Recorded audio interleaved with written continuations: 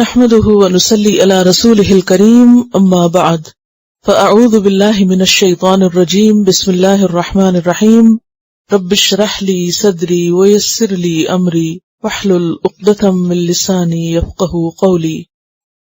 سورۃ الملک، سبق نمبر 291، آیت نمبر 1 سے 30 تک، لیسن نمبر 291، آیت نمبر 1 to 30۔ سورۃ الملک مکی صورت ہے، 30 آیات ہیں، 330 کلمات ہیں اور 1313 حروف ہیں۔ عہد نبوت کے آغاز میں اس کا نزول ہوا۔ آپ صلی اللہ علیہ وسلم نے فرمایا، اللہ کی کتاب میں ایک سورت ہے جس میں صرف 30 آیات ہیں، یہ آدمی کی سفارش کرے گی یہاں تک کہ اس کو بخش دیا جائے گا، یعنی جو اسے پڑھے گا اس کے لیے یہ سفارش کرے گی۔ ایک اور روایت میں ہے، قرآن مجید میں ایک سورت ہے جو اپنے پڑھنے والے کی طرف سے جھگڑا کرے گی یہاں تک کہ اسے جنت میں داخل کروائے۔ ترمذی کی روایت سے یہ بھی پتہ چلتا ہے کہ آپ صلی اللہ علیہ وسلم رات کو سونے سے پہلے سورۃ الف لام میم السجدہ اور سورۃ الملک ضرور پڑھا کرتے تھے۔ اس کے بارے میں بھی آتا ہے کہ یہ عذاب قبر سے بچانے والی سورت ہے۔ سورت کے نام سے ہی پتہ چل رہا ہے کہ بہت ہی اہم سورت ہے۔ الملک، بادشاہت۔ کس کی بادشاہت؟ اللہ کی بادشاہت۔ الملک، جو بادشاہ حقیقی ہے۔ مالک الملک، تؤتی الملک من تشاء، جو ساری حکومت کا، ہر چیز کا مالک ہے، سب بادشاہوں کا بادشاہ ہے، وہی جس کو چاہتا ہے بادشاہت عطا کرتا ہے، اقتدار دیتا ہے۔ بیدہ ملکوت کل شیء، اسی کے ہاتھ میں ہے بادشاہت، ملکیت ہر چیز کی۔ لہو مقالید السماوات والارض، اسی کے پاس ہیں کنجیاں آسمان و زمین کی۔ للہ خزائن السماوات والارض، اللہ ہی کے پاس ہیں آسمان و زمین کے خزانے، وہ ہے اصل بادشاہ، وہ ہے سب سے بڑا، اور اسی کے تعارف پر مبنی ہے یہ سورت۔ یہ سورت اس لحاظ سے بھی اہم ہے کہ اس سورت سے قرآن مجید کی سورتوں کا آخری گروپ یعنی 7واں گروپ شروع ہو رہا ہے، جس کے آغاز میں مکی صورتیں ہیں اور اختتام پر مدنی صورتیں۔ اگرچہ درمیان میں کچھ صورتوں کے مکی اور مدنی ہونے میں اختلاف ہے، لیکن اجمالی طور پر سورۃ الملک سے سورۃ الکافرون تک مکی صورتیں ہیں، 43 اور پھر آخر میں 5 مدنی صورتیں ہیں النصر سے۔ پچھلے پارے میں ہم نے دین سے تعلق اور دین کی مدد اور حمایت کے بارے میں پڑھا، اور اس پارے کا جو مرکزی مضمون ہے اور قرآن کے اختتام سے پہلے جو ایک عمومی وصیت ہے، تاکید ہے، اس کا ذکر ہے۔ اور وہ عمومی وصیت کیا ہے؟ کہ قرآن کا یہ پیغام ساری دنیا تک پہنچاؤ، اللہ کی بات سب کے لیے ہے، اور اس قرآن کے پڑھنے والوں پر لازم ہے کہ وہ دوسروں کو بھی اللہ کی طرف بلائیں، دعوت اللہ کا فریضہ انجام دیں۔ اور اس دعوت میں سب سے پہلے ضروری ہے کہ انسان اللہ کا تعارف حاصل کرے۔ جس کی طرف وہ دوسروں کو بلا رہا ہے اس کی معرفت بلانے والے کے دل میں خود سب سے پہلے ہو، کیونکہ اگر آپ کسی کو ایک ایسی چیز کی طرف بلا رہے ہیں جس کو خود بھی نہیں جانتے، جس کی قدر اور جس کی عظمت اور جس کی قوت آپ نے خود ہی محسوس نہیں کی، آپ دوسروں کو کیسے کنونس کر سکتے ہیں، دوسروں کو اس سے کیسے متعارف کرا سکتے ہیں؟ لہذا اس صورت میں بھرپور طور پر اللہ سبحانہ و تعالیٰ کا تعارف پیش کیا گیا، اور یہ دعوت کے آغاز میں سب سے پہلی بات ہوتی ہے کہ لوگوں کے سامنے اللہ کا تعارف کرایا جائے۔ اسی لیے عام طور پر اب تک جہاں بھی میں نے ابتدا میں درس وغیرہ دیے تو پہلا لیکچر اسی صورت پر مبنی تھا، اور یہ دعوت اللہ کی ایک تدریجی صورت ہے کہ سب سے پہلے لوگوں کو اللہ کی پہچان کرائی جائے، اور جب وہ اس کو پہچانیں گے تو خود بخود اس کی طرف راغب ہوں گے۔ اور دعوت اللہ کا یہ فریضہ امت میں سے ہر فرد پر ہے، اس کی اپنی حیثیت کے مطابق۔ نبی صلی اللہ علیہ وسلم نے 1,30,000 کے مجمع میں یہ بات فرمائی تھی، بلغوا عنی ولو آیا، مجھ سے آگے پہنچاؤ خواہ ایک آیت ہی کیوں نہ ہو۔ اسی لیے امام احمد کہتے ہیں، من علم مسئلۃ فہو عالم بہا، جس نے ایک مسئلہ معلوم کر لیا، ایک بات کسی کو پتہ چل گئی، وہ اسی کا عالم ہے، اور اس کا کیا فرض بنتا ہے کہ جو وہ جانتا ہے وہ دوسرے کو بھی بتا دے، اس کو آگے پہنچائے، کیونکہ علم ایک امانت ہے. اور اس کی عملی مثال ہمیں ابو بکر صدیق رضی اللہ تعالیٰ عنہ کی زندگی میں ملتی ہے کہ جس دن انہوں نے خود اسلام قبول کیا اسی دن ان کے ہاتھوں 6 لوگ مسلمان ہوئے. اسلام لانے کے پہلے دن ان کے پاس کتنا علم ہوگا، کتنی کتابیں پڑھی ہوں گی، کتنا قرآن نازل ہو چکا تھا، شاید 1 سورت. لیکن انہوں نے جو خیر پائی، جس کا مزہ خود چکھا، جس کا لطف خود اٹھایا، اسے فوراً کسی کے کہے بغیر اپنی ذمہ داری سمجھی کہ اس کو آگے پہنچانا ہے، اور اپنے قریبی دوستوں کو فوراً پیغام پہنچایا. اور ان دوستوں میں سے جن کے اندر خیر تھی ویسی ہی وہ بھی فوراً ان کی پکار پر لبیک کہتے گئے. تو اس پس منظر کو ذہن میں رکھ کر اس سورت کا مطالعہ کیجئے. بسم اللہ الرحمن الرحیم. تبارک الذی، بہت بابرکت ہے وہ ذات، وہ رب، بیدہ، جس کے ہاتھ میں ہے، الملک، ساری بادشاہت، ساری حکومت. اور تبارکہ باب تفاعل سے ہے، برکت سے. اور تفاعل یہاں مبالغے کے لیے آیا ہے، بہت زیادہ برکت والا ہے. اور برکت کیا ہوتی ہے؟ النماء والزیادہ، کسی چیز کی کثرت ہونا، کسی چیز کا زیادہ ہونا. اور یہ اس زیادتی کو کہتے ہیں جو زیادتی والے کے کمال پر دلالت کرتی، یعنی حد درجے کی کثرت. تبارکہ بہت ہی برکت والا ہے، خیر والا، بھلائی والا، ہر طرح کی بھلائی اسی کے ہاتھ میں ہے. اس کی ذات خیر و برکت کا مجموعہ ہے. اور کون ہے وہ؟ بیدہ الملک، جس کے ہاتھ میں ساری بادشاہت ہے، جو ہر چیز کو کنٹرول کیے ہوئے ہے، جس کی حکومت آسمانوں اور زمین پر ہے، بحر اور بر پر ہے، ستاروں اور سیاروں پر ہے، جن و انس اور ملائکہ پر ہے. وہ واحد ہستی جس کے پاس ہر چیز کا کنٹرول ہے اور کوئی اور اس کی اس صفت میں اس کا شریک ہے ہی نہیں. وَهُوَ عَلَى كُلِّ شَيْءٍ قَدِيرٌ، اور وہ ہر چیز پر قدرت رکھتا ہے، سب کچھ کر سکتا ہے، اس کے لیے کچھ بھی مشکل نہیں. وہ نہ صرف خالق اور مالک ہے بلکہ ہر چیز اس کے کنٹرول میں بھی ہے. بعض اوقات آپ کسی چیز کے مالک ہوتے ہیں لیکن آپ اس پر کنٹرول نہیں رکھتے، اس پر قادر نہیں ہوتے، آپ اسے استعمال نہیں کر سکتے، اس پر آپ کی مرضی نہیں چلتی.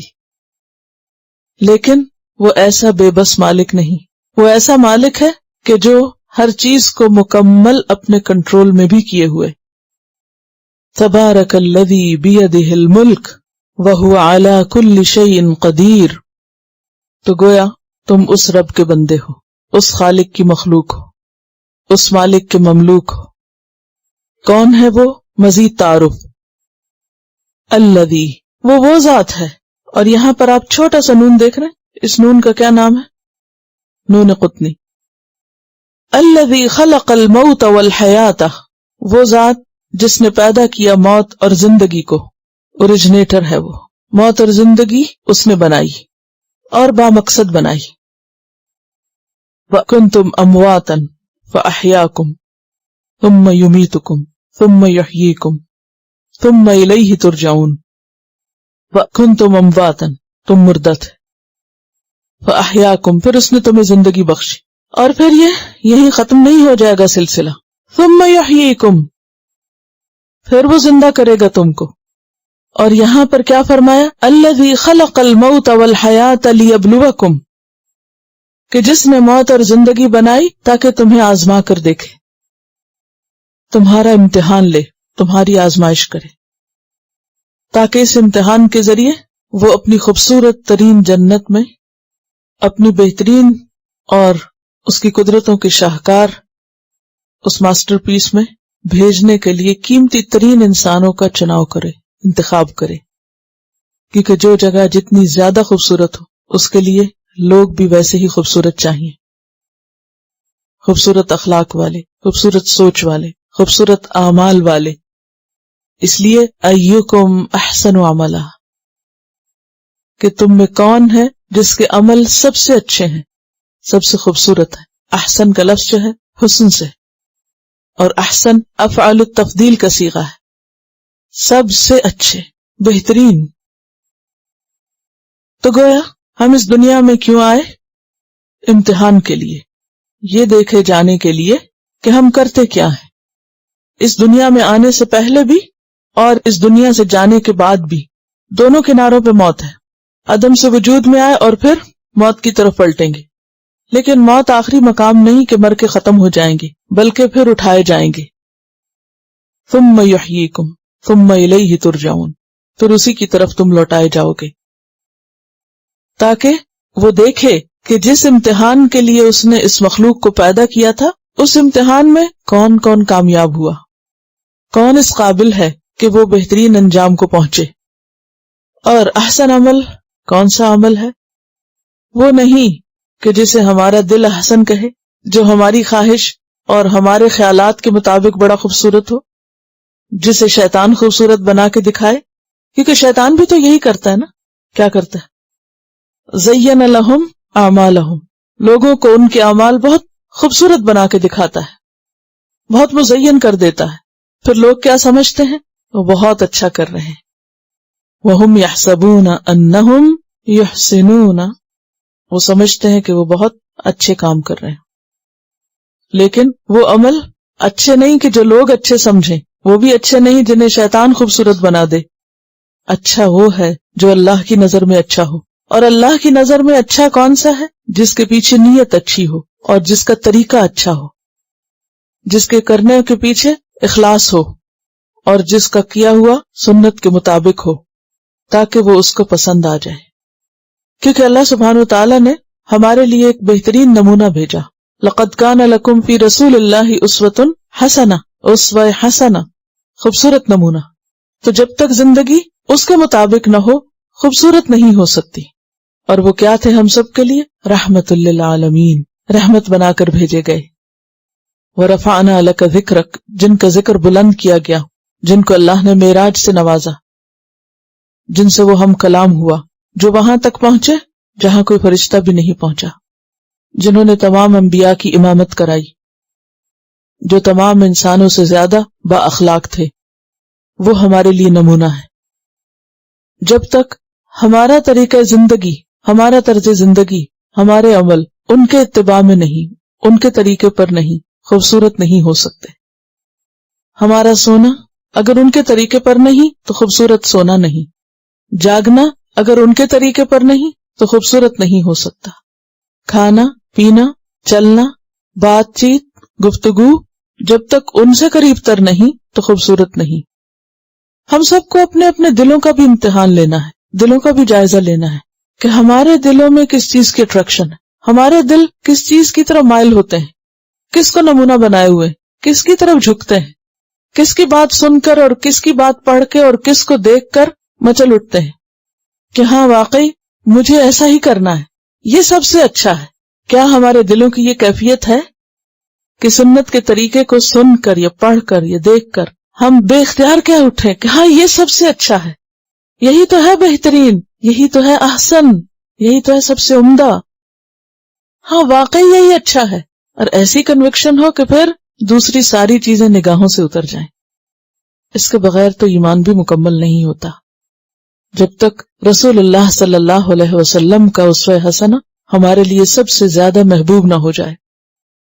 الذی خلق الموت والحیات لیبلوکم ایکم احسن عملا. تو امتحان کے لیے کیا ضروری ہوتا ہے؟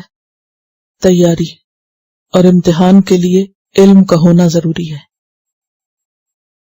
دنیا میں بھی آپ کسی سبجیکٹ کا امتحان دیں تو اس کے لیے ضروری ہے کہ آپ کچھ پڑھیں، اور وہ پڑھیں اور جانیں جس کا امتحان ہے.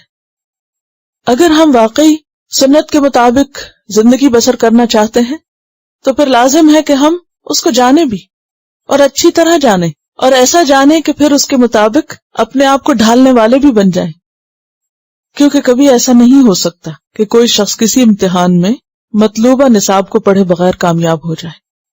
آپ اگر میڈیکل کے اسٹوڈنٹ ہیں، میڈیکل کی ڈگری چاہیے تو آپ کو اسی کالج میں جانا ہوگا، ویسی ہی چیزیں پڑھنی ہوگی، مطلوبہ کتابوں کو پڑھنا ہوگا، مطلوبہ معیار پر پورا اترنا ہوگا. اگر آپ کسی اور سبجیکٹ میں دلچسپی رکھتے ہیں تو اس کے اوپر آپ کی گرپ ہونی چاہیے، اس کے بارے میں آپ کو اچھی طرح معلوم ہونا چاہیے. اور پھر صرف ذہنی علم کی حد تک نہیں کہ آپ کے ذہن میں وہ معلومات کا ذخیرہ ہے، بلکہ آپ کا ایپٹیٹیوڈ بھی ہونا چاہیے، اور آپ کا ایٹیٹیوڈ بھی اس کے مطابق ہونا چاہیے بعد میں، اور وہ آپ کی شخصیت کا ایک حصہ بھی ہونا چاہیے، آپ کے رویے اور آپ کے عمل سے بھی ظاہر ہونا چاہیے۔ تو بات یہ ہے کہ ہم سب اس دنیا میں آزمائے جا رہے ہیں، اور اس آزمائش کے لیے اللہ نے ہمیں ایسے ہی نہیں چھوڑ دیا، اس کے لیے ہمیں پوری معلومات فراہم کی ہیں، اور صرف معلومات ہی فراہم نہیں کی، ویسا بننے کے لیے جو ان معلومات کے ذریعے بتایا، جو قرآن میں دی گئی، ہمیں عملی نمونہ بھی دیا، ایک معلم بھی دیا، اور اس نے وہ سب کچھ کر کے دکھایا، صرف زبانی نہیں بتایا، وہ سب کچھ ہم تک پہنچا بھی۔ لہٰذا ہم سب اس بات کو اچھی طرح سمجھ لیں کہ دنیا کی حقیقت کیا ہے، ہم یہاں کیوں بھیجے گئے، اور یہاں سے جانے کے بعد ہم سے کیا پوچھا جائے گا، ہمیں ساتھ کیا لے کر جانا ہے، احسن عمل کون سے ہیں، اور ہمارا سابقہ یا ہمارا واسطہ کس سے پیش آنا ہے۔ وَهُوَ الْعَزِيزُ الْغَفُورُ، اس رب سے جو زبردست بھی ہے، غالب ہے، اور دوسری طرف غفور الرحیم بھی ہے۔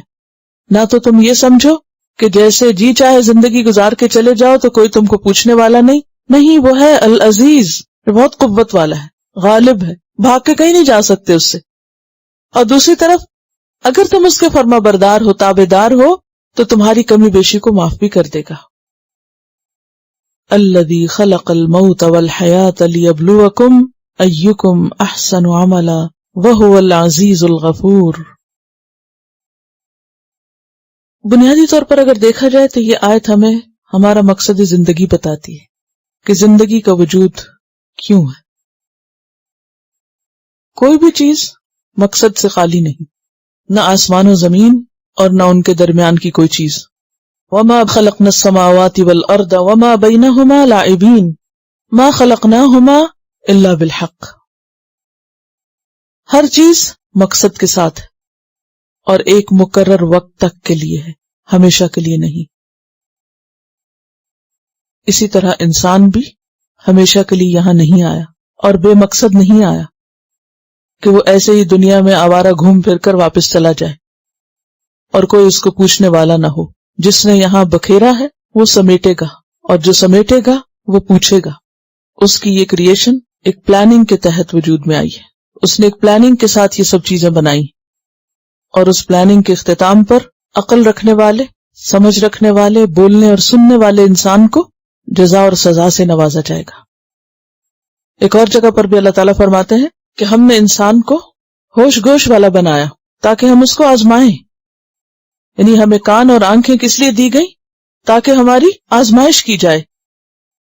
انا خلقنا الانسان من نطفۃ امشاج نبتلیہ فجعلناہ سمیعا بصیرا، کہ ہم نے انسان کو ایک مخلوط نطفے سے بنایا تاکہ ہم اس کو آزمائیں، اور اس آزمانے کے لیے ہم نے اس کو سمیعا بصیرا بنایا، سننے والا بھی بنایا، دیکھنے والا بھی بنایا۔ تو گویا اللہ نے ہمیں باقی مخلوق کے مقابلے میں جو عقل اور سمجھ دی ہے، سننے اور دیکھنے کی جو صلاحیت بخشی ہے، اس کی بنیاد پر ہمارا امتحان ہوگا کہ ہم نے اس کو پہچانا یا نہیں، اس کی مرضی کو جانا یا نہیں، اور اس کی مرضی کے مطابق زندگی بسر کی یا نہیں۔ انسان کا معاملہ دیگر تمام مخلوقات سے فرق ہے۔ باقی تمام چیزیں اللہ نے ہمارے لیے بنائی، ہمیں اپنے لیے بنایا۔ وَمَا خَلَقْتُ الْجِنَّ وَالْإِنسَ إِلَّا لِيَعْبُدُونَ، اور وہ دیکھ رہا ہے کہ کون اس کی عبادت کرتا ہے اور کون نہیں، کون اس کی مرضی کے مطابق یہ زندگی بسر کرتا ہے اور کون نہیں۔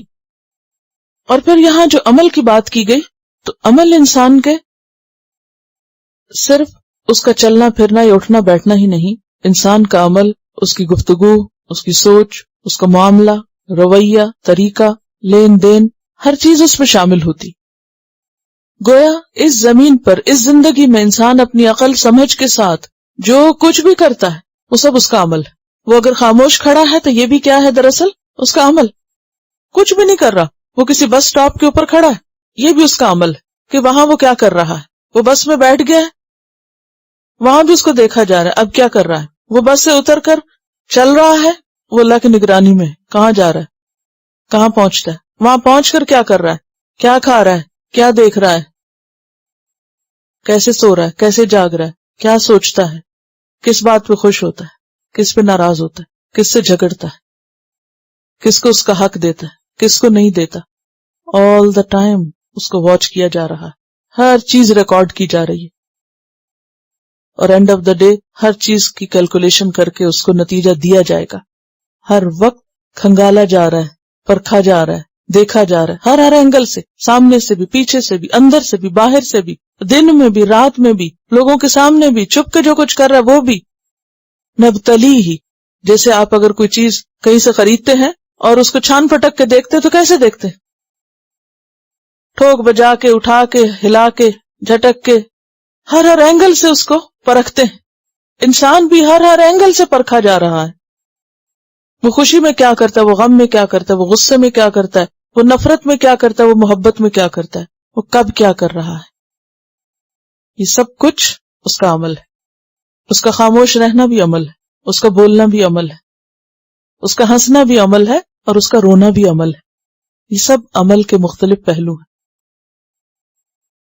ہر چیز کاؤنٹ ہو رہی ہے نا, ہر چیز کا حساب ہو رہا ہے. ہم غافل بھی ہوں تو بھی قلم چل رہا ہے, ہم الرٹ بھی ہوں تو بھی قلم چل رہا ہے.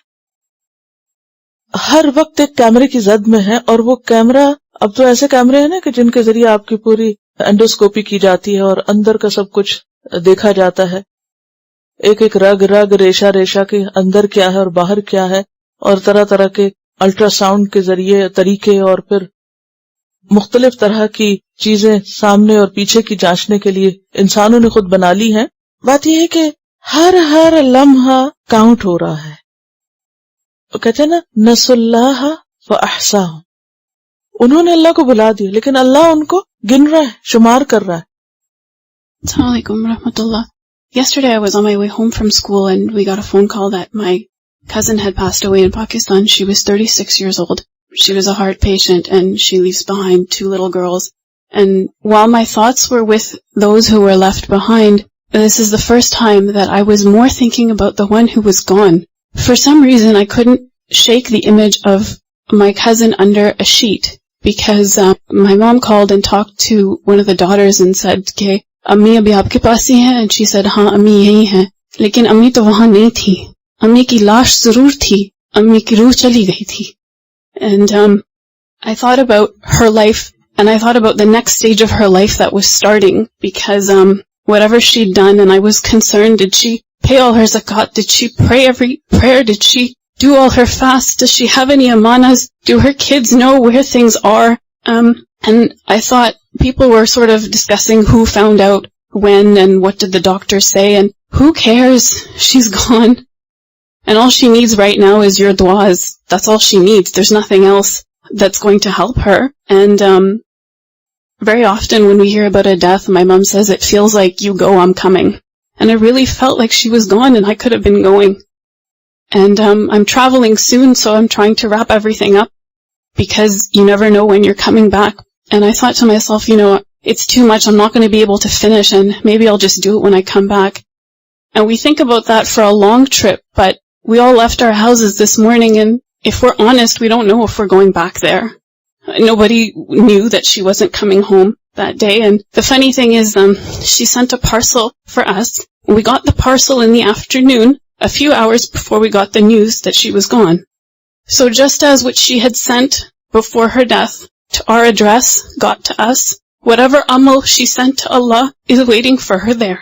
And she wanted a house, so she had saved dishes and dreams and hopes and plans for this new house that they wanted to build. But while she was doing that, there was a house being built to her, for her, and I was concerned that when the angels came, did they give her good news?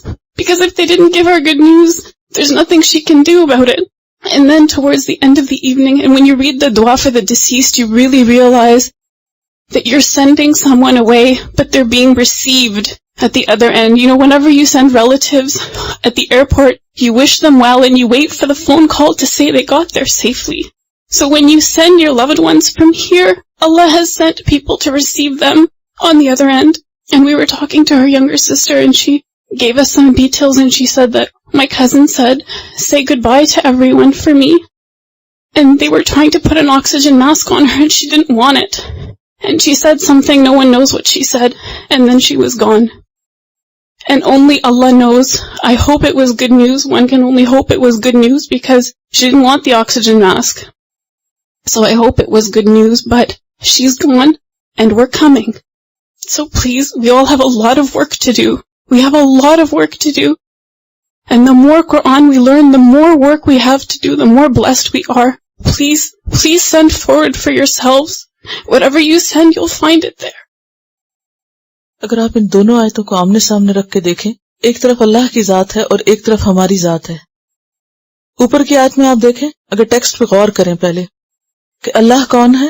جو مالک ہے، جو قادر ہے. اور پھر and پہ دیکھیں تو العزیز ہے، الغفور ہے. اس کے بیچ میں کیا ہے؟ ہماری زندگی، موت ہے اور حیات ہے. اور وہ کیا ہے؟ امتحان ہے. چاہیے کیا؟ احسن عمل. ہماری حیثیت کیا ہے؟ ہم یہاں کیوں ہیں؟ ہم کیوں بھیجے گئے؟ کہ دیکھے جائیں کرتے کیا ہیں. ہمارے ہاتھ میں کچھ نہیں، ہم کسی چیز پہ قادر نہیں، کسی چیز کے مالک نہیں. جو کچھ ہے امانت ہے ہمارے پاس، ٹیمپریریلی، صرف کچھ کرنے کے لیے دیا گیا ہے.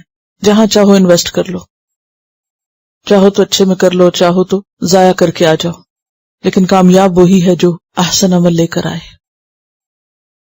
زندگی کے بارے میں لوگوں نے کیسے کیسے فلسفے گھڑ رکھے ہیں نا، جیسے چاہو جیو، ایک بار ملی ہے بار بار نہیں ملے گی. بابر بعیش کوش کہ عالم دوبارہ نیست. بابر خوب عیش کر لو کہ یہ دنیا دوبارہ نہیں ہاتھ آئے گی. کسی نے اس کو عیش کی جگہ سمجھا، کسی نے منمانی کرنے کی جگہ سمجھا، لیکن جو اصل مقصد تھا وہ بھول گئے. کسی نے سمجھا کوئی ہمیں پوچھنے والا نہیں، کسی نے کہا مر کے مٹی ہو جائیں گے، یہ تو بس زمانے کی گردش ہے. ہم سب کو اپنی حیثیت سمجھنی چاہیے کہ ہم بندے ہیں، مخلوق ہیں اس کی، قدرت اس کے پاس ہے. ہمارے لیے جو کرنے کا کام ہے وہ احسن عمل ہے. عمل میں بہترین ہونا، صرف سوچوں اور تمناؤں میں نہیں، صرف باتوں میں نہیں، بلکہ کچھ کر کے دکھائیں، کچھ آگے بھیجیں اور کچھ پیچھے مثال چھوڑیں. تبارک الذی بیدہ الملک وہو علی کل شیء قدیر الذی خلق الموت والحیاۃ لیبلوکم ایکم احسن عملا ایکم احسن عملا وہو العزیز الغفور. اس کے بعد پھر اللہ سبحانہ وتعالیٰ کا تعارف ہے، کیونکہ یہ صورت بھرپور طریقے سے اللہ کا تعارف کراتی ہے. الذی خلق سبع سماوات طباقا، الذی وہ ذات، خلق جس نے پیدا کیے، سبع سات، سماوات آسمان، طباقا تہ بتہ، ایک کے اوپر ایک. طباق کا لفظ طبق سے ہے، اور طبق کہتے ہیں ایک چیز کے اوپر اس کے برابر دوسری چیز رکھنا. پلیٹ کے لیے بھی طبق کا لفظ استعمال ہوتا ہے نا، تو جب ایک پلیٹ کے اوپر ایک رکھتے ہیں تو کیا ہوتا ہے؟ بالکل فٹ بیٹھ جاتی، ایک دوسرے کی مطابقت کرنا، برابر ایک دوسرے کے ساتھ فٹ آ جانا. اشارہ ہے ترتیب کی طرف، تنظیم کی طرف، بہترین تناسب کی طرف جو اللہ نے اپنی تخلیق کے اندر رکھا. الذی احسن کل شیء خلقہ، اس نے جو چیز بھی بنائی بہت ہی خوبصورت بنائی. ما ترى فی خلق الرحمن من تفاوت، ما ترى نہ تم دیکھو گے، فی خلق الرحمن رحمان کی تخلیق میں، من تفاوت کوئی تفاوت. تفاوت کا معنی ہوتا ہے عدم تناسب، فرق، بے جوڑ ہونا، بے ضابطگی. بنیادی طور پر یہ لفظ فوت سے ہے، فے واوتے. فات الامر کا معنی ہوتا ہے کسی کام کا وقت ہاتھ سے نکل جانا اور واپس نہ ہو سکنا، دو چیزوں کا آپس میں لگا نہ کھانا. یعنی یہ ایک طرح سے طباق کا اپوزٹ بن گیا معنی کے اعتبار سے. دو چیزوں کے اوصاف کا مختلف ہونا، ایک وصف جب دوسرے سے فوت ہو جائے تو اس کو تفاوت کہتے ہیں. ما ترى فی خلق الرحمن من تفاوت، تم رحمان کی تخلیق میں کوئی بے ضابطگی نہیں دیکھو گے. فرجع البصر، لوٹاؤ اپنی نظر، یعنی ایک دفعہ دیکھنے کے بعد پھر دیکھو. فرجع البصر یعنی پہلے اگر تم نے غور سے نہیں دیکھا تو پھر دیکھو. هل ترى من فطور، کیا تمہیں کوئی شگاف نظر آتا ہے؟ کوئی دراڑ، کوئی بے ضابطگی، کوئی رخنا، کوئی ٹوٹ پھوٹ، کوئی بے قاعدگی. هل ترى من فطور. ثم ارجع البصر، پھر نگاہ لوٹاؤ، ایک دفعہ اور دیکھو. کرتین، بار بار دیکھو، جتنی بار چاہو دیکھو. ینقلب لوٹ آئے گی، الیک تمہاری طرف، البصر نگاہ، خاسئا تھک کر. خاسئ کا لفظ جو ہے یہ خے سین حمزہ سے، خسأ نظر کا تھکنا، اور ویسے معنی ہوتا ہے ذلت کے ساتھ دور پھینکنا، دھتکارنا. یعنی تمہاری نگاہ ایک طرح سے دھتکار دی جائے گی، اس کو کچھ بھی نہیں ملے گا، تھک جائے گی. وَهُوَ حسیر، اور وہ تھکی ہوئی ہوگی. کیونکہ جب انسان بہت زیادہ اپنی نگاہ کسی چیز پہ لگاتا ہے، کسی بھی چیز کو بہت زیادہ دیکھتا ہے، تو دیکھتے دیکھتے نگاہ بھی تھک جاتی، آنکھیں دکھنے لگتی، عاجز ہو جاتی. پھر اس کے بعد آپ کوشش بھی کریں تو مزید دیکھ نہیں سکتے. تو کہا ہی جا رہا ہے کہ اتنا دیکھو اتنا دیکھو کہ اس کے بعد مزید دیکھ نہ سکو، تب بھی تمہیں کوئی ایسی چیز نظر نہیں آئے گی کہ تم اللہ کی اس تخلیق میں کسی قسم کی کوئی بے قاعدگی، کوئی فطور، کوئی رخنا، کوئی تفاوت، کسی چیز کا اوپر نیچے ہونا، کسی چیز کا بے مقصد ہونا، بے غرض ہونا دیکھ سکو. کوئی بھی چیز بے مقصد نہیں، کوئی بھی چیز بے ضابطہ نہیں. اور اگر دیکھا جائے تو یہ بالکل درست ہے. ایک انسان ہے کہ جس کی زندگی تضادات سے بھری ہوئی، نقص اور فساد کا مجموعہ ہے. اور اس کی وجہ کیا ہے؟ کیونکہ انسان کو آزادی ملی ہے، باقی کسی چیز کو آزادی نہیں ملی. سورج کے پاس اپنی کوئی آزادی نہیں کہ اپنی مرضی سے کبھی چاہے تو الٹی طرف چلے اور کبھی چاہے تو اپنی چال بدل دے. ستارے اپنی مرضی نہیں کر سکتے، سمندر اپنی مرضی نہیں کر سکتا. حالانکہ ایک انسان کے مقابلے میں ایک سمندر کا سائز آپ دیکھیں، اس کی قوت آپ دیکھیں، لیکن اس کے باوجود وہ ایک ڈسپلن میں ہے، اس کو نہیں توڑتا. جہاں تک اس کی لہروں کو آنا ہوتا بس وہیں آ کے رک جاتی، اس سے آگے نہیں جاتی. پہاڑوں کو آپ دیکھیں، بڑی سے بڑی مخلوق کو دیکھیں، ہر چیز اپنے طریقے پر اپنی حدود کے اندر ہے، ایک ضابطے میں ہے، ایک قاعدے میں ہے، اپنا مقرر کام کر رہی ہے، کسی دوسرے پر ظلم اور زیادتی نہیں کرتی، اپنی حدود میں. سورج کو آپ دیکھیں جس میں کئی لاکھ زمینیں سما جائیں. لَلشَّمْسُ يَنبَغِي لَهَا أَن تُدْرِكَ الْقَمَرَ وَلَا اللَّيْلُ سَابِقُ النَّهَارِ. کبھی ایسا نہیں ہوا کہ رات کے بعد دن آنے کے بعد پھر دوبارہ رات آ جائے. وَلَا اللَّيْلُ سَابِقُ النَّهَارِ وَكُلٌّ فِي فَلَكٍ يَسْبَحُونَ. ایک سے ایک چیز بڑی، ایک سے ایک چیز انوکھی، ایک سے ایک چیز عظیم، لیکن کہیں بھی آپ کو فساد نظر نہیں آئے گا، کہیں بھی آپ کو وہ ترتیب سے باہر نکلتے نظر نہیں آئیں گے. کہیں کوئی یہ نہیں کہہ سکتا کہ یہ چیز یہاں نہیں وہاں ہونی چاہیے تھی.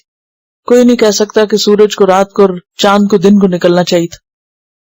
تو ان دونوں آیتوں کو آپ دیکھیے، ایک طرف بتایا گیا کہ رحمان کی تخلیق میں تفاوت نہیں، پھر کہا فطور نہیں، اور پھر کہا کہ غور کرو تو تم کچھ بھی ڈھونڈ نہیں سکو گے، کچھ بھی پا نہیں سکو گے.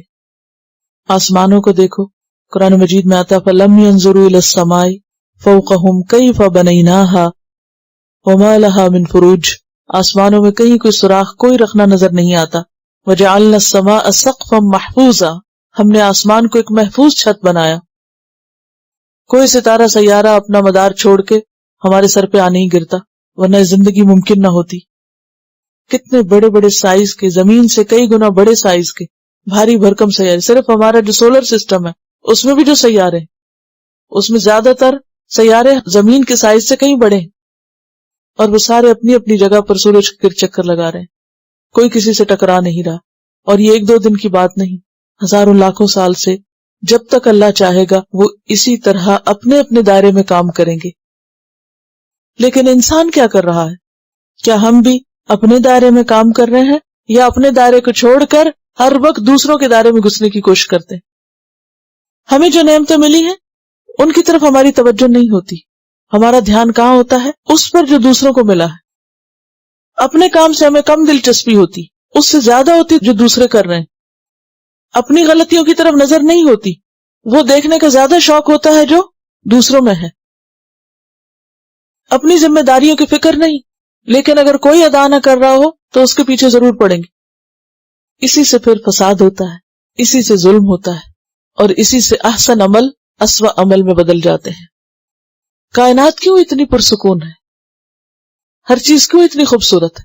ستاروں کو دیکھیں تو ایک خوشی ہوتی، سمندر کو دیکھیں ایک سکون ملتا ہے، حالانکہ اس کے اندر زبردست قسم کی لہریں اٹھتی ہیں، لیکن اس کے باوجود ایک پرسکون منظر دیتا ہے. درختوں کو دیکھیں تو خوشی ہوتی. یہ اس لیے کہ ہر ایک اپنی حدود کے اندر، ہر ایک ویسے ہی ایکٹ کر رہا ہے جیسے اللہ نے اس سے چاہا ہے. اگر پہاڑ اپنی جگہ سے چلنے لگے تو ہم کیا کریں گے؟ اگر سمندر کا پانی کہیں رک کے نہ دے تو کیا کریں گے؟ اگر زمین ہمارے پاؤں کے نیچے تھمے نہیں تو کیا کریں گے؟ اگر رات جا کے نہ دے تو کیا کریں گے؟ اگر بارش تھم کے نہ دے تو کیا کریں گے؟ کبھی نہیں سوچتے ہم کہ یہ کون کر رہا ہے اور یہ کس کی اطاعت کر رہے ہیں، سب کس کی بات مان رہے ہیں اور ہمیں کس کی ماننی چاہیے. کیا وجہ ہے کہ یہاں پر 7 آسمانوں کی بات کی گئی اور پھر ان سب چیزوں کے اندر پائے جانے والے ڈسپلن کی بات کی گئی؟ پچھلی آیت سے اس کا کیا تعلق ہے؟ یعنی احسن عمل کیسا عمل ہوتا ہے، اس کی مثال اور اس کی علامات کائنات میں دیکھو. اپنے اوپر پھیلے ہوئے آسمان میں دیکھو کہ وہاں کتنا شدید ڈسپلن ہے، ہر چیز کس طرح اپنی خاص حد میں کنٹرولڈ. ظلم اور فساد اور فتنہ اور خرابی اور یہ سارے غلط کام کب ہوتے ہیں؟ جب انسان اپنے آپ کو ڈسپلن میں نہیں رکھتا، اپنی خواہشات کو، اپنی زبان کو، اپنے اختیارات کو جب حدود کے اندر نہیں رکھتا، جب وہ حدود سے باہر نکلتا ہے، جب وہ اپنے دائرہ کار کے اندر نہیں رہتا، اپنی ذمہ داریوں کو چھوڑ کر، اپنے کاموں کو چھوڑ کر اور چیزوں میں جا مداخلت کرتا ہے. وہ بندہ بننے کی بجائے خدا بننا چاہتا ہے. اس سے عاجزی مطلوب تھی، وہ تکبر کا شکار ہوتا ہے. یہاں سے فساد ہوتا ہے، یہاں سے خرابی آتی ہے. تو ضرورت کس بات کی ہے؟ اطاعت کی. ایسی ہی اطاعت کی جیسی یہ بے اختیار مخلوق کر رہی ہے. تو جنت میں جانے والے اپنے اختیار کے ساتھ، آزادی کے ساتھ اپنے اوپر ایسی پابندیاں رکھتے ہیں، اپنے اوپر ایسا کنٹرول رکھتے ہیں کہ اللہ نے ان کے لیے جو نظام اوقات مقرر کیا، دن رات کا، عبادات کا، اس ڈسپلن کی بھی پوری پابندی کرتے ہیں. اب آپ دیکھیے کہ صبح سونے سے لے کے جاگنے تک 5 نمازیں جو ہیں ہماری، وہ کیا بتاتی ہیں ہمیں؟ ڈسپلن کی پابندی کرو. جو اللہ نے اوقات میں ڈسپلن رکھا اس کو فالو کرو. رمضان کے روزے کیا بتاتے ہیں؟ حج کا موسم کیا بتاتا ہے؟ زکوٰۃ کیا یاد دلاتی ہے؟ ڈسپلن. جو کام جب کہا گیا ہے کرنے کو جب ہی کرو، اور اگر جب نہیں کرو گے تو قبول نہیں ہوگا. احسن عمل منمانی پہ مبنی عمل نہیں ہوتا کہ اپنی مرضی کے مطابق جب دل چاہے نماز پڑھ لیں، جب دل چاہے جو چاہیں کریں، جو دل نہ چاہے تو نہ کریں، چھوڑ دیں اور کہیں اللہ غفور رحیم ہے، ضرورت ہی نہیں کچھ کرنے کی. ایسے عمل احسن عمل نہیں. ایک روایت میں آتا ہے کہ کچھ عمل ایسے ہیں جو اللہ دن کو چاہتا ہے، وہ دن میں ہی قبول ہوتے ہیں، رات میں نہیں ہوتے. کچھ کام ایسے ہیں جو رات کو کرنا ہوتے ہیں، وہ رات ہی میں قبول ہوتے ہیں، وہ دن کو نہیں ہوتے. تو ہر چیز کا ایک وقت مقرر ہے اور پھر ایک طریقہ مقرر ہے. اگر ہماری نماز، ہمارا روزہ، ہماری حج، زکوٰۃ، فرائض عبادات اس طریقے پر نہیں جو بتائے گئے تو بھی قابل قبول نہیں. اسی طرح ہماری ازدواجی زندگی کے معاملات، حلال و حرام کی جو پابندیاں ہیں، جائز اور ناجائز جو کچھ بتایا گیا، اگر اس چیز کی بھی پابندی نہیں ہوگی تو قبول نہیں. حضرت ابن عمر سے جب پوچھا گیا کہ احسن عمل کیا ہے، احسن عمل کس کا ہے، تو انہوں نے کہا جو سب سے زیادہ حرام سے بچنے والا ہو. احسن عمل کس کا ہے؟ جو سب سے زیادہ حرام سے بچنے والا. حرام اصل میں کیا ہے؟ جس چیز میں شدت کے ساتھ ناپسندیدگی پائی جاتی، جو اللہ نے منع کر دیا کہ نہیں کرنا. یہ اگر کوئی شخص اس سے نہیں رکتا تو اس کا عمل احسن نہیں ہو سکتا، خوبصورت نہیں ہو سکتا، وہ امتحان میں فیل ہے. مزید تعارف. وَلَقَدْ زَيَّنَّا السَّمَاءَ الدُّنْيَا بِمَصَابِيحَ، اور البتہ تحقیق زینت دی ہم نے، خوبصورت بنایا ہم نے، السماء الدنیا، آسمان دنیا کو، بمصابیح، ستاروں سے، وجعلناها، اور بنایا ہم نے ان کو، رجومن، آلات سنگباری، للشیاطین، شیطانوں کے لیے، شیطانوں کو مار بگانے کا ذریعہ، وَأَعْتَدْنَا لَهُمْ عَذَابَ السَّعِيرِ، اور تیار کیا ہم نے ان کے لیے بھڑکتی ہوئی آگ کے عذاب کو. بھڑکتی ہوئی آگ کا عذاب ہم نے ان کے لیے تیار کر رکھا ہے. اب یہاں ایک طرف اللہ کی اطاعت کرنے والی مخلوق اور دوسری طرف اس کی نافرمانی کرنے والی مخلوق کا ذکر کیا گیا کہ جو مخلوق نافرمانی کرتی ہے تم دیکھو دنیا میں بھی اس کو سزا دی جا رہی ہے اور اسی طرح آخرت میں بھی پکڑ ہوگی.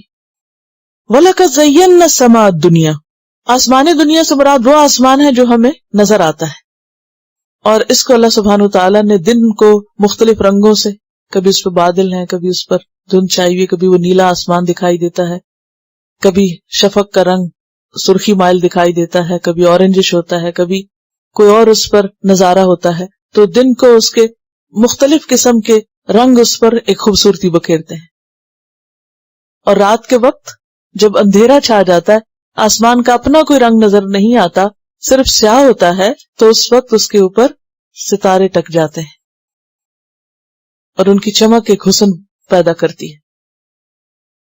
تو آسمان کا حسن رات کے اندھیرے میں بھی کیا ہے؟ ستارے ٹمٹماتے ہیں. یعنی دن میں بھی اس کا حسن ہے اور رات میں بھی اللہ نے اس کو حسن بخشا. تو اسی طرح احسن عمل اور مومن کا اچھا عمل ہر حال میں، دن کی روشنی میں بھی اور رات کے اندھیرے میں بھی. کائنات کی ہر چیز ہمیں اللہ کی اطاعت کا طریقہ سکھاتی ہے کہ دیکھو وہاں کیا ضابطہ اور اصول ہے اور تمہیں کیا کرنا ہے. سورۃ صافات میں بھی آتا ہے اِنَّا زَيَّنَّا السَّمَاءَ الدُّنْيَا بِزِينَةٍ الْكَوَاكِبِ وَحِفْظًا مِّن كُلِّ شَيْطَانٍ مَارِدٍ.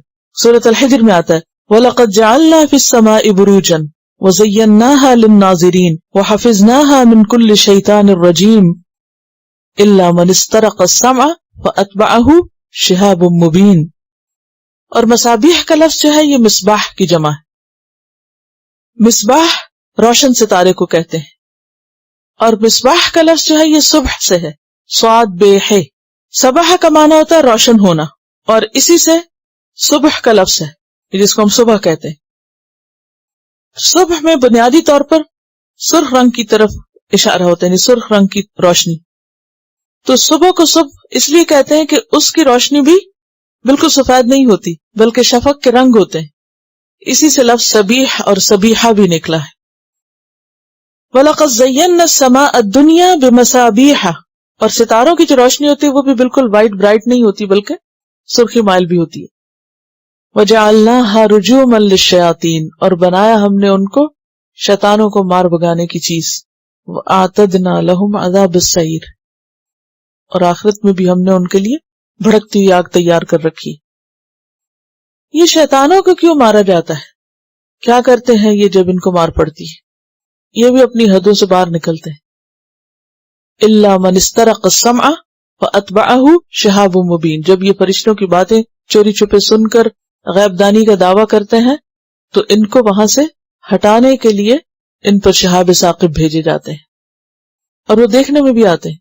ان گرتے ستاروں سے اور ان تیز شعلوں سے سبق سیکھنے کو کہا گیا ہے. ان شہابوں کی بارش کو کوئی روک نہیں سکتا. جو وہ شعلے گر رہے ہوتے ہیں تو کوئی نہیں روک سکتا. ان گرتے شعلوں کی یا ان گرتے ستاروں کی جو بھی تعویل کی جائے، لیکن قرآن ہمیں بتاتا ہے کہ وہ شیطانوں کو مار بگانے کا ذریعہ ہے. وہ ان کے لیے ایک عذاب ہے دنیا کا، اور اسی طرح آخرت کا بھی عذاب ہے. وَلِلَّذِينَ كَفَرُوا بِرَبِّهِمْ عَذَابُ جَهَنَّمَ، اور ان لوگوں کے لیے جنہوں نے اپنے رب کا انکار کیا، اپنے رب سے کفر کیا، جہنم کا عذاب ہے. وَبِئْسَ الْمَصِيرُ، اور وہ کتنا برا ٹھکانہ ہے. اذا القوا فیها، جب وہ اس میں ڈالے جائیں گے، سمعوا لها شہیقا، تو وہ اس کے دھاڑنے کی آواز سنیں گے، اس کی شہیق سنیں گے. وہی تفور، اور وہ ابل رہی ہوگی، بھڑک رہی ہوگی. واذا القوا فیها، جب وہ اس میں ڈالے جائیں گے، کون؟ اللہ کے نافرمان، اللہ کے انکاری، اس کے احکامات کے انکاری. سمعوا لها شہیقا، تو جہنم میں جانے والے جہنم کی ہولناک آوازیں سنیں گے. جہنم چیخ رہی ہوگی. سمعوا لها، لہا ہا کہ ضمیر کدھر جا رہی ہے؟ جہنم کی طرف. شہیق، اور شہیق کیا ہوتا ہے؟ گدھے کی آواز. وہ آواز جو گدھا پہلی بار نکالتا ہے، گدھے کی ہینگ ہوتی ہے بیسیکلی. اور قرآن ہمیں بتاتا ہے کہ گدھے کی آواز سب سے بدترین آواز ہے. ان انکر الاصوات لصوت الحمیر، آپ دیکھیں کہ اگر آپ ہر طرح کے آرام میں بیٹھے ہو اور کوئی آپ کو آواز بار بار ڈسٹرب کر رہی ہو، چاہے وہ ایک باریک سی آواز ہی کیوں نہ ہو، تو آپ سکون سے کام کر سکتے ہیں. یعنی آپ جہاں بیٹھے ہیں ٹیمپریچر بہت اچھا ہے، کھائے پیے ہیں آپ، فریش ہیں، ہر چیز ہے، ہر سکون سکھ ہے آپ کے پاس، لیکن کوئی ناپسندیدہ آواز آپ کو انائی کر رہی ہے تو آپ کا سارا لطف ختم ہو جاتا ہے. جہنم میں جہاں باقی عذاب ہیں وہاں خاص طور پر اس کا چیخنا چلانا، خود جہنم کا بھی شور اور اس کے ساتھ ساتھ جہنم میں جانے والوں کا بھی، اور وہ شور اور وہ آوازیں سب سے بدترین آواز کی طرح. یہاں پر تو کبھی آپ کو شاید گدھے کی آواز سننے کا موقع نہ ملا ہو، لیکن اگر آپ کسی ایسی علاقے میں رہے ہوں یا کہیں ایسی جگہ کچھ وقت گزارا ہو کہ جہاں ایک کے بعد ایک گدھا بولنا شروع کر دیتا ہے تو وہ کس قدر ناگوار کیفیت ہوتی ہے. تو جہنم میں ایک طرف تو جلنا، پھر اس کا کھانا پینا بدترین، اور اس کی اسمیل اور اس کا ہر چیز میں خرابی، اور اس کے ساتھ اوپر سے شور. یعنی آوازیں کس طرح اریٹیٹ کرتی ہیں. اور اگر آپ خود تکلیف میں، مثلا اگر آپ کو سر درد ہو تو پھر آواز کیسی لگتی، اور بھی بری لگتی ہے نا. جب آپ بیمار ہوں تو آپ کو چھوٹی سی آواز بھی انتہائی تکلیف دیتی ہے، اور پھر کوئی کسی کو چپ کرانے والا نہیں، سب ہی شور کر رہے ہیں. اور اگر آپ نے کبھی مریضوں کے کراہنے کی آواز سنی ہو، یا پھر زخمیوں کے کراہنے کی آواز سنی ہو، یا پھر خوفزدہ انسان کی آواز سنی ہو چیخنے چلانے کی، مثلا آپ کہیں جا رہے ہیں اور اتنے میں کوئی چیختا چلاتا آپ کے پیچھے آ رہا ہے یا آگے آپ دیکھ رہے ہیں، تو آپ کے اپنے دل پہ کیا گزرتی. اور اگر آپ بیٹھے ہوں تو اچانک کوئی چیخ پڑے یا کچھ، تو کافی دیر تک آپ کے اوپر اس کا اثر رہتا ہے کہ یہ کیا ہوا. اور بعض لوگ تو صرف شور سن کے ہارٹ اٹیک کا شکار ہو جاتے. آواز انسان کو کل بھی کر سکتی، اور کچھ آوازیں تو انسان کے لیے ناقابل برداشت ہوتی. یعنی ہر انسان کسی نہ کسی خاص چیز کی آواز سے ضرور متاثر ہوتا ہے. بعض لوگوں کو مثلا کاغذ پلٹنے کی آواز وہ بہت بری لگتی ہے، کسی کو برتن کٹکھٹانے کی یا اسکریچز کی، برتن الٹا کر کے اگر کوئی اس کو گھسیٹے، جوتے گھسیٹ کر، یا کسی بورڈ پہ کوئی ناخن پھیر رہا ہو، یا بعض اوقات خاموشی میں بیٹھی ہوئی گھڑی کی ٹک ٹک، الارم کی آواز. اور خصوصاً جب آپ کو نیند آ رہی ہو، جب آپ تھکے ہوئے ہوں، اور جب آپ سمجھتے ہو کہ آپ کی بیماری سونے سے دور ہوگی اور تھکاوٹ سو کے دور ہوگی، اس وقت کوئی آپ کو سونے نہ دے پاس. اگر آپ کبھی ہاسپٹل میں گئے اور آپ کو کسی وارڈ میں رہنے کا اتفاق ہوا ہو، آپ سونا چاہتے ہیں اور ساتھ کا مریض چیخ چلا رہا اور آپ کو سونے نہ دے، تو ایسا لگتا ہے کہ بیماری میں کئی گنا اضافہ ہو گیا. تو ذرا سوچئے کہ جہنم کا اپنا شور بھی ہو اور اوپر سے اس میں جانے والوں کا شور بھی ہو، تو صرف نوائز پولوشن جو ہے وہی کافی بڑا عذاب ہے، وہی کافی بڑی سزا ہے. جیسے فارسٹ جلتے وقت جو ایک خاص قسم کی لکڑی کے جلنے کی اور کریک ہونے کی جو آوازیں ہوتی ہیں، اور اس میں سے چنگاریوں کے پھٹنے کی، اور ایک ہوتی ہے نا عام طرح کی چیخیں، اور ایک ہوتی ہے جب کوئی جل جائے یا کوئی کسی شدید تکلیف میں ہو، تو اس وقت جو چیخوں کے اندر جو ایک درد بھی ہوتا ہے اور چنگھاڑ بھی اور فریاد بھی، وہ ناقابل برداشت ہوتی ہے. صرف سننا اس کا، کہاں یہ کہ جو سن رہے ہیں وہ خود بھی اسی مصیبت میں. کیوں بار بار کہا گیا وقنا عذاب النار، ربنا آتنا فی الدنیا حسنۃ وفی الآخرۃ حسنۃ. صرف یہاں تک نہیں ہے دعا، وقنا عذاب النار. آگ کا جو عذاب ہے، آگ کی جو تکلیف ہے، وہ بدترین تکلیف ہے. اور دوزخ اتنے غصے میں ہوگی کہ تکاد تمیز من الغیظ، قریب ہے کہ پھٹ پڑے غصے سے، چیخ چیخ کے جیسے وہ ٹکڑے ٹکڑے ہو جائے. غیظ جو ہوتا ہے وہ غضب سے آگے ہوتا ہے، دوسرے درجے کی ناراضگی جو انسان کا خون تیز کر دیتی ہے. اور تمیز کا لفظ جو ہے میم یہ زے سے، تمیز کہتے ہیں دوسرے سے الگ ہونا، کسی چیز کو دوسرے سے فوقیت کی بنیاد پر الگ کرنے کے لیے بھی لفظ آتا ہے. یعنی دوزخ گویا خود جیسے پاگل ہو رہی ہو غصے سے، اور وہ پھٹ کے ٹکڑے ٹکڑے ہو رہی ہو. کبھی آپ نے دیکھا ہوگا کہ جب شدید قسم کے ایکسیڈنٹس ہوتے ہیں تو گاڑیاں کٹ جاتی ہیں، ٹوٹ کے پھٹ جاتی، الگ الگ ہو جاتی.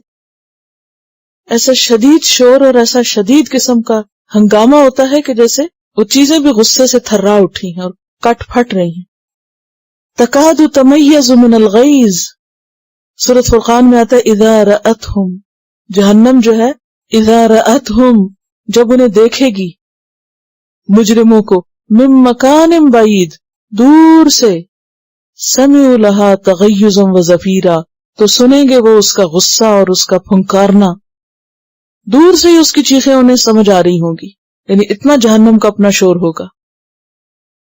کلما القی فیہا فوج، جب اس میں کوئی فوج ڈالی جائے گی، لوگوں کا گروہ یا امبوہ ڈالا جائے گا، لشکر کا لشکر، سألہم خزنتہا، تو جہنم کے دربان ان سے پوچھیں گے، جو غلاظ شداد ہے، لا یعصون اللہ ما امرہم، مالک اور اس کے ساتھی، 19 عدد، سألہم خزنتہا الم یأتکم نذیر، تمہیں کوئی ڈرانے والا نہیں آیا تھا، تمہارے پاس کوئی نہیں آیا تھا جو تم کو بتاتا ہے اس دن سے، جو تمہیں خبردار کرتا ہے اس دن کے عذاب سے، کسی نے تم کو کچھ نہیں بتایا؟ الم یأتکم نذیر، کس قدر ضروری ہے لوگوں کے پاس پیغام پہنچایا جائے۔ وَإِن مِّن قَرْيَةٍ إِلَّا خَلَا فِيهَا نَذِيرٌ، اللہ نے تو بندوبست کیا ہے۔ قالوا بلا، وہ کہیں گے آیا تھا، کیوں نہیں؟ قد جاءنا نذیر، تحقیق آیا ہمارے پاس ڈرانے والا، فکذبنا، پھر ہم نے اس کو جھٹلا دیا، وقلنا، اور ہم نے کہا، ما نزل اللہ من شیء، اللہ نے کچھ بھی نہیں اتارا۔ یہ تم اپنے پاس سے باتیں کرتے، یہ مولوی خود ہی ڈراتے رہتے ہیں، اللہ نے نہیں کچھ اتارا، اللہ ایسا ظالم نہیں ہو سکتا۔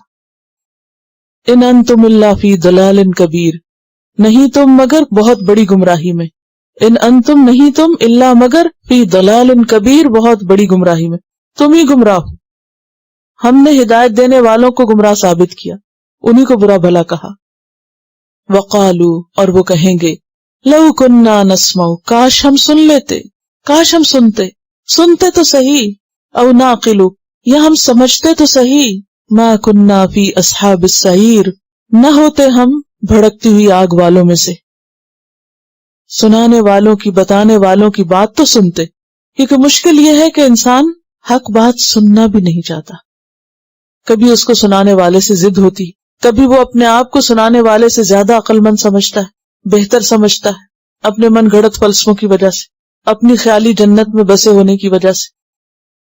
وقالوا لو كنا نسمع او نعقل، کیونکہ اگر سب کے کان کام نہیں بھی کرتے تو دیکھ کے کسی نہ کسی طریقے سے انسان بات سمجھ سکتا ہے، لیکن کب بات سمجھ نہیں آتی؟ جب انسان سمجھنا نہیں چاہتا، تو اللہ بھی دلوں پہ مہر لگا دیتا ہے۔ ختم اللہ علی قلوبہم وعلی سمعہم وعلی ابصارہم غشاوۃ ولہم عذاب عظیم، سورۃ الکہف میں آتا ہے، انا جعلنا علی قلوبہم اکنۃ ان یفقہوہ، ہم نے ان کے دلوں پہ پردے ڈال دیے کہ وہ نہ سمجھیں اس کو۔ پیچھے بھی گزرا ہے نا کہ اللہ نے ان کے دلوں پہ مہر لگا دی، بل طبع اللہ علیہا بکفرہم فہم لا یفقہون، تو سمجھتے ہی نہیں۔ جب انسان کو انٹرسٹ شو نہیں کرتا، جب اسے دلچسپی نہیں ہوتی، جب اسے حق اچھا نہیں لگتا، تو پھر اللہ کا حق اور اللہ کا دین اتنا سستا نہیں کہ زبردستی ضرور ہی دلوں میں اتارا جائے۔ اور وہ ایک دوسرے کو بھی سننے سے منع کرتے تھے۔ وقال الذین کفروا لا تسمعوا لهذا القرآن، وہ کہتے تھے یہ قرآن مت سنو، یہ تمہارا برین واش کر دیں گے، تمہیں میسمرائز کر دیں گے۔ لا تسمعوا لهذا القرآن والغوا فیہ لعلکم تغلبون، اگر تم غالب آنا چاہتے ہو تو اسے نہ سنو اور نہ سننے دو، اور اگر کہیں سے کان میں بات پڑی جاتی، وَإِذَا تُتْلَى عَلَيْهِ آيَاتُنَا وَلَّى مُسْتَكْبِرًا، تکبر کر کے منہ موڑ کے چلا جاتا، كَأَن لَّمْ يَسْمَعْهَا، گویا کہ سنا ہی نہیں۔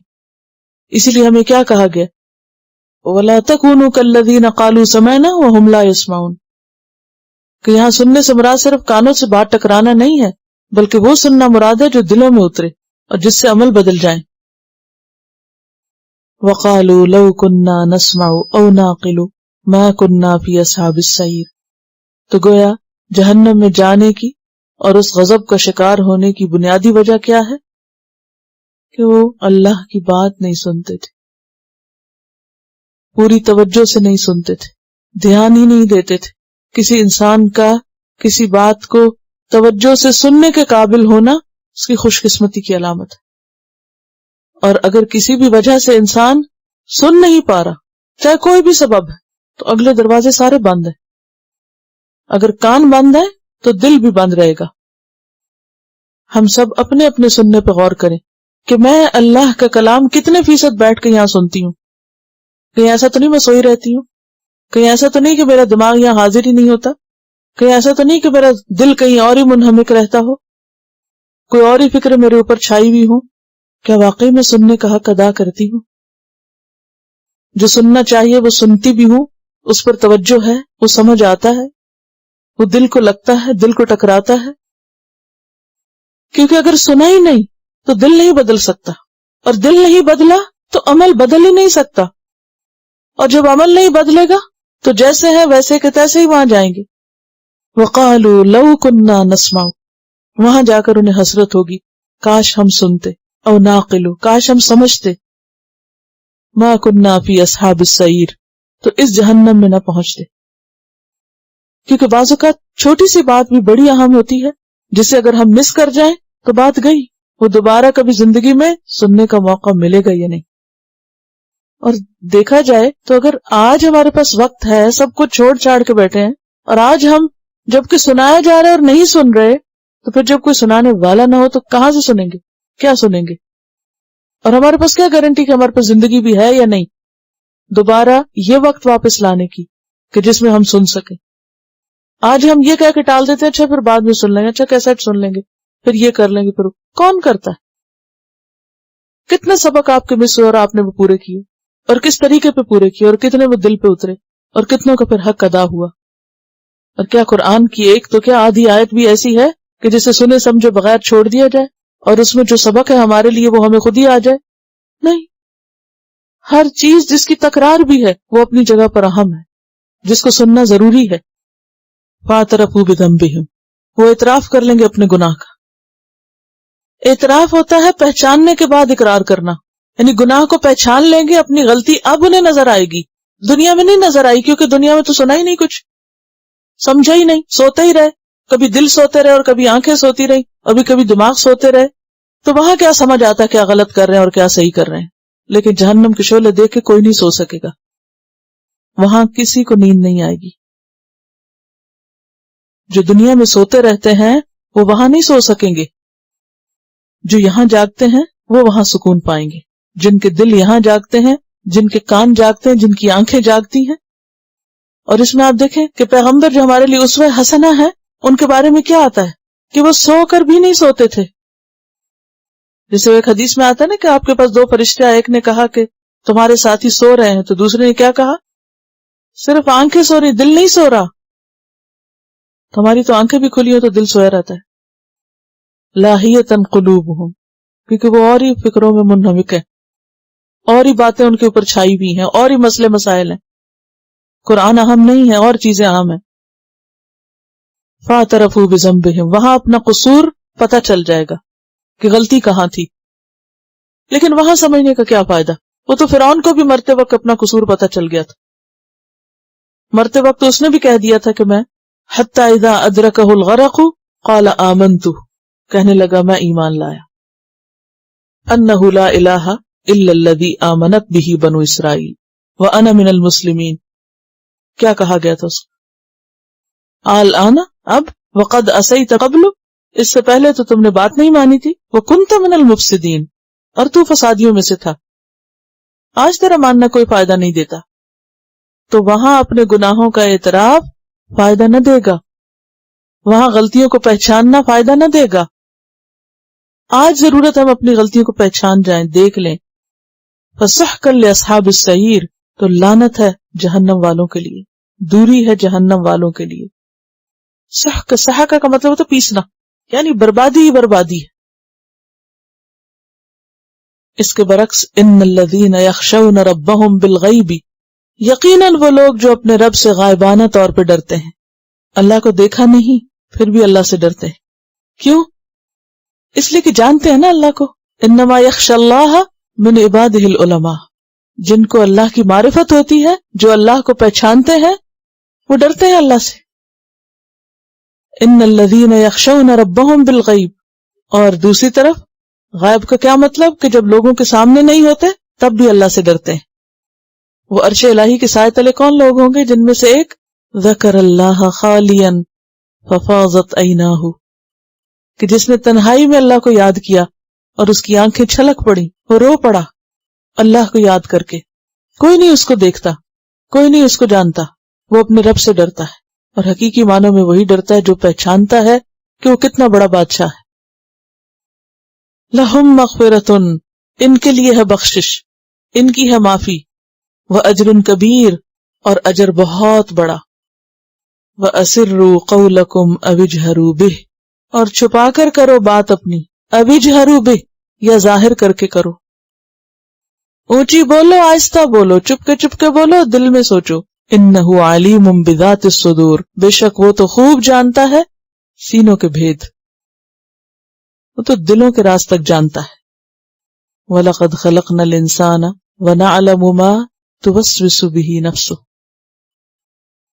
وہ تو دلوں میں اٹھنے والے وسوسے تک جانتا ہے. کیا اس کو نہ پتا چلے گا کہ تم کہاں چھپ کے کس سے کیا باتیں کرتے رہے، کیا سرگوشیاں کرتے رہے؟ تم لوگوں سے چھپاتے تھے، اللہ کو نہیں پتا تھا. قد سمع اللہ قول التی تجادلک فی زوجہا وتشتکی الی اللہ واللہ یسمع تحاورکما، اللہ نے تو ان کی بات بھی سن لی تھی، اور اللہ نے وہ بھی سن لی جب نبی اپنی بیوی سے بات کر رہا تھا. وَإِذْ أَسَرَّ النَّبِيُّ إِلَى بَعْضِ أَزْوَاجِهِ حَدِيثًا فَلَمَّا نَبَّأَتْ بِهِ وَأَظْهَرَهُ اللَّهُ، أظہرہ اللہ، یہ کس بنیاد پر؟ حالانکہ یہ سب باتیں خفیہ ہوئی تھی. وَأَظْهَرَهُ اللَّهُ عَلَيْهِ عَرَّفَ بَعْدَهُ وَأَعْرَضَ عَنْ بَعْضٍ فَلَمَّا نَبَّأَهَا بِهِ قَالَتْ مَنْ أَنبَأَكَ هَذَا قَالَ نَبَّأَنِيَ الْعَلِيمُ الْخَبِيرُ، وہ جانتا ہے. وَأَسِرُّوا قَوْلَكُمْ أَوِ اجْهَرُوا بِهِ، سورۃ طٰہٰ میں بھی آتا ہے وَإِن تَجْهَرْ بِالْقَوْلِ فَإِنَّهُ يَعْلَمُ السِّرَّ وَأَخْفَى، وہ سر بھی جانتا ہے اور اس سے بھی خفیہ جانتا ہے، کیونکہ اس کے لیے سب کچھ برابر ہے. عالم الغیب والشہادہ سواء منکم من اسر القول ومن جہر بہ، کوئی اونچا بولے، آہستہ بولے، کچھ بھی نہ بولے، سب جانتا ہے وہ. الا یعلم من خلق، کیا وہ نہ جانے گا جس نے پیدا کیا؟ اسی کو نہیں پتا چلے گا؟ اس سے چھپتے ہو. وہو اللطیف الخبیر، وہ بہت باریک بین، بہت باخبر ہے، سب کچھ جانتا ہے. لطیف میں نرمی بھی آتی ہے اور دقت نظر بھی آتی، یعنی باریک سے باریک چیز اور بہت معمولی چیز بھی اس کو پتا ہے، اور پوری طرح باخبر ہے آسمان و زمین کی ہر چیز سے، کچھ بھی چھپا ہوا نہیں اس سے. هو الذی جعل لکم الارض ذلولا، مزید تعارف اللہ سبحانہ وتعالی کا. وہ اللہ وہ ذات ہے جس نے زمین کو تمہارے لیے ہموار کر دیا. ذلول، ذل سے، ذلول کہتے ہیں فرما بردار کو، تابع دار. یہ زمین تابع دار ہے تمہاری، بچھی ہوئی ہے تمہارے آگے، نرم ہے، مطیع ہے، پست ہے.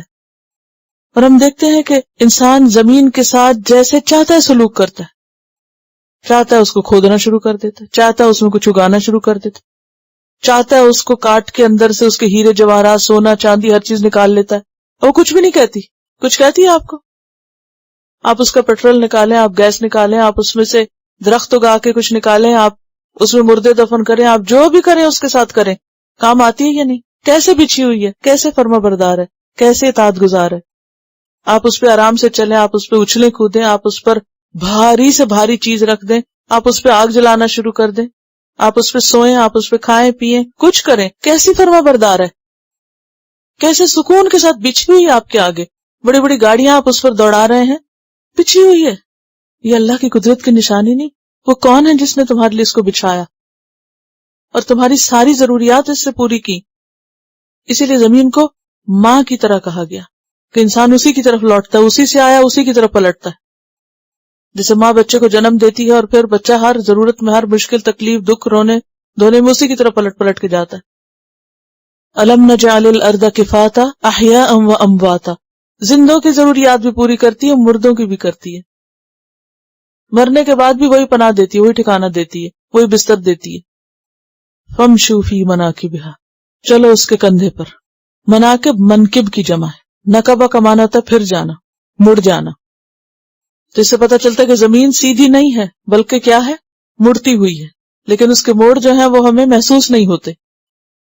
فامشوا فی مناکبہا، کیونکہ انسان چلتا جائے گا تو گھومتے گھومتے گھومتے دوسری طرف پہنچ جائے گا، تو اس لیے منکب کا معنی اطراف بھی کیا گیا، چلو اس کے اطراف میں۔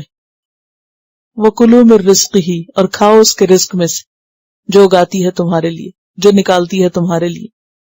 وَإِلَيْهِ النُّشُورُ، اور یہ بات نہ بھولو کہ اسی کی طرف جی کر اٹھنا، اسی زمین سے نکل کر پھر اسی کے حضور حاضر ہوگے تم، نشور، مرنے کے بعد دوبارہ جی اٹھنے کے لیے۔ هُوَ الَّذِي جَعَلَ لَكُمُ الْأَرْضَ ذَلُولًا، کبھی ہم نے اس نعمت کا شکر ادا کیا؟ ہر وقت ہم اس کے اوپر ہوتے ہیں، طرح طرح کی اس پہ زیادتیاں کر رہے ہیں، لیکن وہ ہمارے لیے بچھی ہوئی فرما بردار ہے۔ اس سے سبق سیکھو کہ فرما برداری کس چیز کا نام ہے، دینا کس چیز کا نام ہے، دینا کس کو کہتے ہیں۔ ہر چیز دیتی ہے وہ ہمیں، اور دیتی چلی جاتی اور ہم سے کچھ نہیں مانگتی۔ اگر زمین کو اللہ ایسا نہ بناتا، کیا اگتا ہمارے لیے، کیا نکلتا اس میں سے؟ پانی تک وہاں سے ہمارا آتا ہے، زندگی کا انحصار ہے اس پر۔ کلوا من رزقہ وإلیہ النشور، اٹھاؤ فائدے لیکن واپسی کا سفر نہ بھولو۔ اَأَمِنتُم، کیا تم امن میں آ گئے، بے خوف ہو گئے؟ کس سے؟ من فی السماء، اس سے جو آسمان میں ہے، ان یخسف بکم الارض، کہ وہ دھنسا دے تم کو زمین میں۔ تمہیں ڈر نہیں لگتا کہ وہ اسی زمین میں تم کو غرق کر دے؟ خسف ہوتا ہے زمین کا پھٹنا اور انسانوں کا اس میں دھنس جانا، یہ زمین کا نیچے سلائیڈ ہوتے جانا اور اندر ہی اندر دھنستے جانا۔ فَإِذَا هِيَ تَمُورُ، پھر وہ ہلنے لگے۔ پیچھے بھی آپ پڑھ چکے نا، تَمُورُ السَّمَاءُ مَوْرًا، قیامت کے دن آسمان خوب خوب حرکت کرے گا۔ تو یہ اللہ کے حکم سے ٹھہری ہوئی ہے تمہارے آگے، وہ چاہے تو یہ زمین تمہیں نگل جائے، کوئی کام نہ تمہیں اس پہ کرنے دے، ادھر تم نافرمانی کرو ادھر سے تمہیں پکڑ لے، کیونکہ گریوٹی کتنی ہے اس کے اندر، ہر وقت وہ پل ہے اس کے اندر، پکڑے ہوئے تم کو، اور اگر وہ چاہے تو کھل کے اندر نگل جائے۔ تمہیں اس کی پیٹھ پہ اللہ کی نافرمانی کرتے ہوئے ڈر نہیں لگتا، خوف نہیں آتا؟ جیسے سورۃ فاطر 45 میں آتا ہے، وَلَوْ يُؤَاخِذُ اللَّهُ النَّاسَ بِمَا كَسَبُوا مَا تَرَكَ عَلَى ظَهْرِهَا مِن دَابَّةٍ، اگر اللہ لوگوں کو ان کے کیے پہ پکڑنے لگے تو زمین کی پیٹھ پہ کسی ایک جاندار کو نہ چھوڑے۔ وَلَكِن يُؤَخِّرُهُمْ إِلَىٰ أَجَلٍ مُّسَمًّى فَإِذَا جَاءَ أَجَلُهُمْ فَإِنَّ اللَّهَ كَانَ بِعِبَادِهِ بَصِيرًا۔ ام امنتم، یا پھر تم بے خوف ہو گئے ہو، امن میں آ گئے ہو، کہ من فی السماء، کہ جو آسمان میں ہے، ان یرسل علیکم حاصبا، کہ بھیجے تم پر ایک آندھی پتھروں والی، سنگبار ہوا، سخت آندھی جو پتھر اڑا کے لائے، کنکریاں لائے، پتھروں والی بارش۔ تمہیں ڈر نہیں لگتا کہ وہ جو آسمان میں ہے، یعنی اللہ سبحانہ وتعالی عرش کا مالک، عرش پر، کہ وہ تم پر ایسی آندھی بھیجے جس میں پتھر ہو؟ فَسَتَعْلَمُونَ كَيْفَ نَذِيرٌ، پھر ان قریب تم جان لو گے کہ ڈراوا کیسا ہوتا ہے، ڈرانا کیا ہوتا ہے۔ سورۃ اسراء میں آتا ہے، أَفَأَمِنْتُمْ أَنْ يَخْسِفَ بِكُمْ جَانِبَ الْبَرِّ أَوْ يُرْسِلَ عَلَيْكُمْ حَاصِبًا ثُمَّ لَا تَجِدُوا لَكُمْ وَكِيلًا، کہ اگر زمین تمہیں نگلے اور آسمان سے پتھروں والی بارش برسے تو تمہیں کوئی بھی بچانے والا نہ ملے۔ ثم لا تجدوا لكم وکیلا، کوئی کام نہیں آئے گا۔ سورۃ انعام میں آتا ہے، قل هو القادر على ان يبعث عليكم عذابا من فوقكم او من تحت ارجلكم، کہو وہ قادر ہے اس پر کہ تم پر آسمان سے تمہارے اوپر سے عذاب بھیجے یا تمہارے پاؤں کے نیچے سے، وہ پوری قدرت رکھتا ہے۔ پھر تم کو پتا چل جائے کہ سزا کیسی ہوتی ہے، ڈرانا کیسا ہوتا ہے۔ وَلَقَدْ كَذَّبَ الَّذِينَ مِن قَبْلِهِمْ، اور البتہ تحقیق جھٹلایا تھا ان لوگوں نے بھی جو ان سے پہلے تھے۔ فَكَيْفَ كَانَ نَكِيرٌ، تو کیسی تھی میری سزا، کیسا تھا میرا عذاب، جس نے زندگی کو موت سے اور آبادی کو ویرانی سے بدل دیا۔ نکیر کہتے ہیں سخت دشوار مصیبت میں مبتلا کرنے کو۔ پچھلی قوموں کے عذاب دیکھو کہ ان کی بستیاں ویران ہو گئی۔ اگر تم اللہ کی نافرمانی کرتے ہو تو تم کو بھی ڈرنا چاہیے۔ یعنی اگر یقین نہیں آتا کہ کل سزا ہوگی تو ماضی میں جھانک کے دیکھو، کیا ایسے واقعات گزر نہیں چکے اللہ کی پکڑ سے کون بے خوف ہو سکتا ہے؟ مزید تعارف، اولم یروا الی الطیر، کیا انہوں نے دیکھا نہیں پرندوں کو؟ کبھی پرندوں کی طرف غور کیا؟ فوقہم، جو ان کے اوپر ہی ہیں، صافات، پر کھولے، پر پھیلائے. صافات، صافت ان کی جمع ہے. صافتن کا ایک معنی تو پروں کو پھیلانا ہے، جو سیدھی ایک قطار کی شکل میں آ جائے، تو کہ صف سے ہے یہ. صفر طیر کہتے ہیں، پرندوں نے اپنی اڑان میں پروں کو قطار کی طرح سیدھا کر دیا، بالکل سٹریٹ. اور اس طرح سٹریٹ کرنا، ایسا سیدھا کرنا کہ پوری طرح پھیلا کے ان کو بالکل حرکت نہ دینا، وہاں سٹل ہو جانا، جیسے ایگلز ہوتے ہیں نا، وہیں رک جانا. اور صافات پرندوں کی قطار کی طرف اشارہ ہے کہ بعض پرندے کیسے اڑتے ہیں، پورے ڈسپلن کے ساتھ، لائن بنا کر، وی کی شیپ میں. اولم یروا الی الطیر فوقہم صافات ویقبضن، اور وہ پر سکیڑ بھی لیتے ہیں، یعنی اڑ رہے ہوتے ہیں، اور کبھی پھیلے ہوئے پر، اور پھیلے ہوئے پروں کے ساتھ سٹل ہوتے ہیں، اور کبھی پر اپنے ہوا میں ہی سمیٹ کر وہیں کا وہیں کھڑے ہوتے ہیں. یہ اللہ کی قدرت نہیں؟ ما یمسکہن الا الرحمن، نہیں تھامے ہوئے ان کو کوئی اور سوائے رحمان کے. رحمان ان کو تھامے ہوئے، ورنہ تم بھلا اڑ کے دکھاؤ اور اس طرح اپنے بازو پھیلا کر ہوا میں سٹل ہو، یا اپنے بازو سکیڑ کے نیچے نہ آ گرو تو کہنا. وہ کون ہے جس نے پرندوں کو یہ قدرت اور صلاحیت بخشی کہ وہ فضا میں اس طرح معلق ہو جائیں. انہ بکل شیء بصیر، یہ نشانی کیا سکھاتی ہے کہ وہ ہر چیز کو دیکھ رہا ہے، ہر چیز کو واچ کر رہا ہے. سورۃ النحل میں آتا ہے الم یروا الی الطیر مسخرات فی جو السماء ما یمسکہن الا اللہ ان فی ذلک لآیات لقوم یؤمنون امن ھذا الذی ھو جند لکم. امن، ام اور من کا مجموعہ ہے. ام یا من کون، ھذا یہ، الذی وہ جو، ھو جند وہ لشکر ہے، لکم تمہارا، یعنی کون سا لشکر ہے تمہارا، ینصرکم جو مدد کرے گا تمہاری، من دون الرحمن رحمان کے سوائے. یعنی اللہ کے سوا تم نے کوئی ایسی آرمی تیار کر رکھی ہے جو تمہیں اللہ کے عذاب سے بچا لے گی، اللہ کا مقابلہ کر لے گی. ان الکافرون الا فی غرور، نہیں ہے کافر مگر دھوکے میں مبتلا، فریب میں، خود فریبی کا شکار ہیں. جن قوتوں پر وہ بھروسہ کیے ہوئے ہیں، اعتماد کرتے ہیں کہ آسمانی آفتوں میں وہ ان کو بچا لیں گے، تو جب مصیبت آتی ہے کوئی بھی نہیں بچا سکتا، کوئی فوج کام نہیں آتی، وہ تو خود بھی ختم ہو جاتے ہیں. امن ھذا الذی ھو جند لکم ینصرکم من دون الرحمن، اگر رحمان نہ بچائے کوئی نہیں بچا سکتا، ہاں دنیا بھر کی فوجیں اکٹھی ہو کے آ جائیں. اور اگر کوئی یہ سمجھتا ہے اور ایسی فوجوں اور مددگاروں کی وجہ سے اپنے آپ کو محفوظ سمجھتا ہے تو وہ احمقوں کی جنت میں رہتا ہے، وہ دھوکے میں ہے. امن ھذا الذی یرزقکم، یا کون ہے وہ جو رزق دیتا ہے تم کو، یعنی اللہ کے سوا ہے کوئی اور؟ ان امسک رزقہ، اگر وہ روک لے اپنا رزق، وہ نہ برسائے بارش، وہ قحط مسلط کر دے تم پر، کون تمہاری فصلیں اگائے گا، کون تمہیں پانی پلائے گا؟ اور یہ سب کچھ دیکھتا ہے انسان، اس کے باوجود بل لجوا فی عتو ونفور، بلکہ وہ اڑے ہوئے ہیں سرکشی میں اور نفرت میں، یعنی حق سے اور دور بھاگ رہے ہیں اور اپنی ہی باتوں پر، ضد پر اڑے ہوئے ہیں. لجو کا لفظ جو نا لجاج سے ہے، کسی غلط کام کے اوپر اڑ جانا، ضد کا شکار ہو جانا. لجا کہتے پانی کی گہرائی کو، بحر لجین پیچھے پڑ چکے ہیں.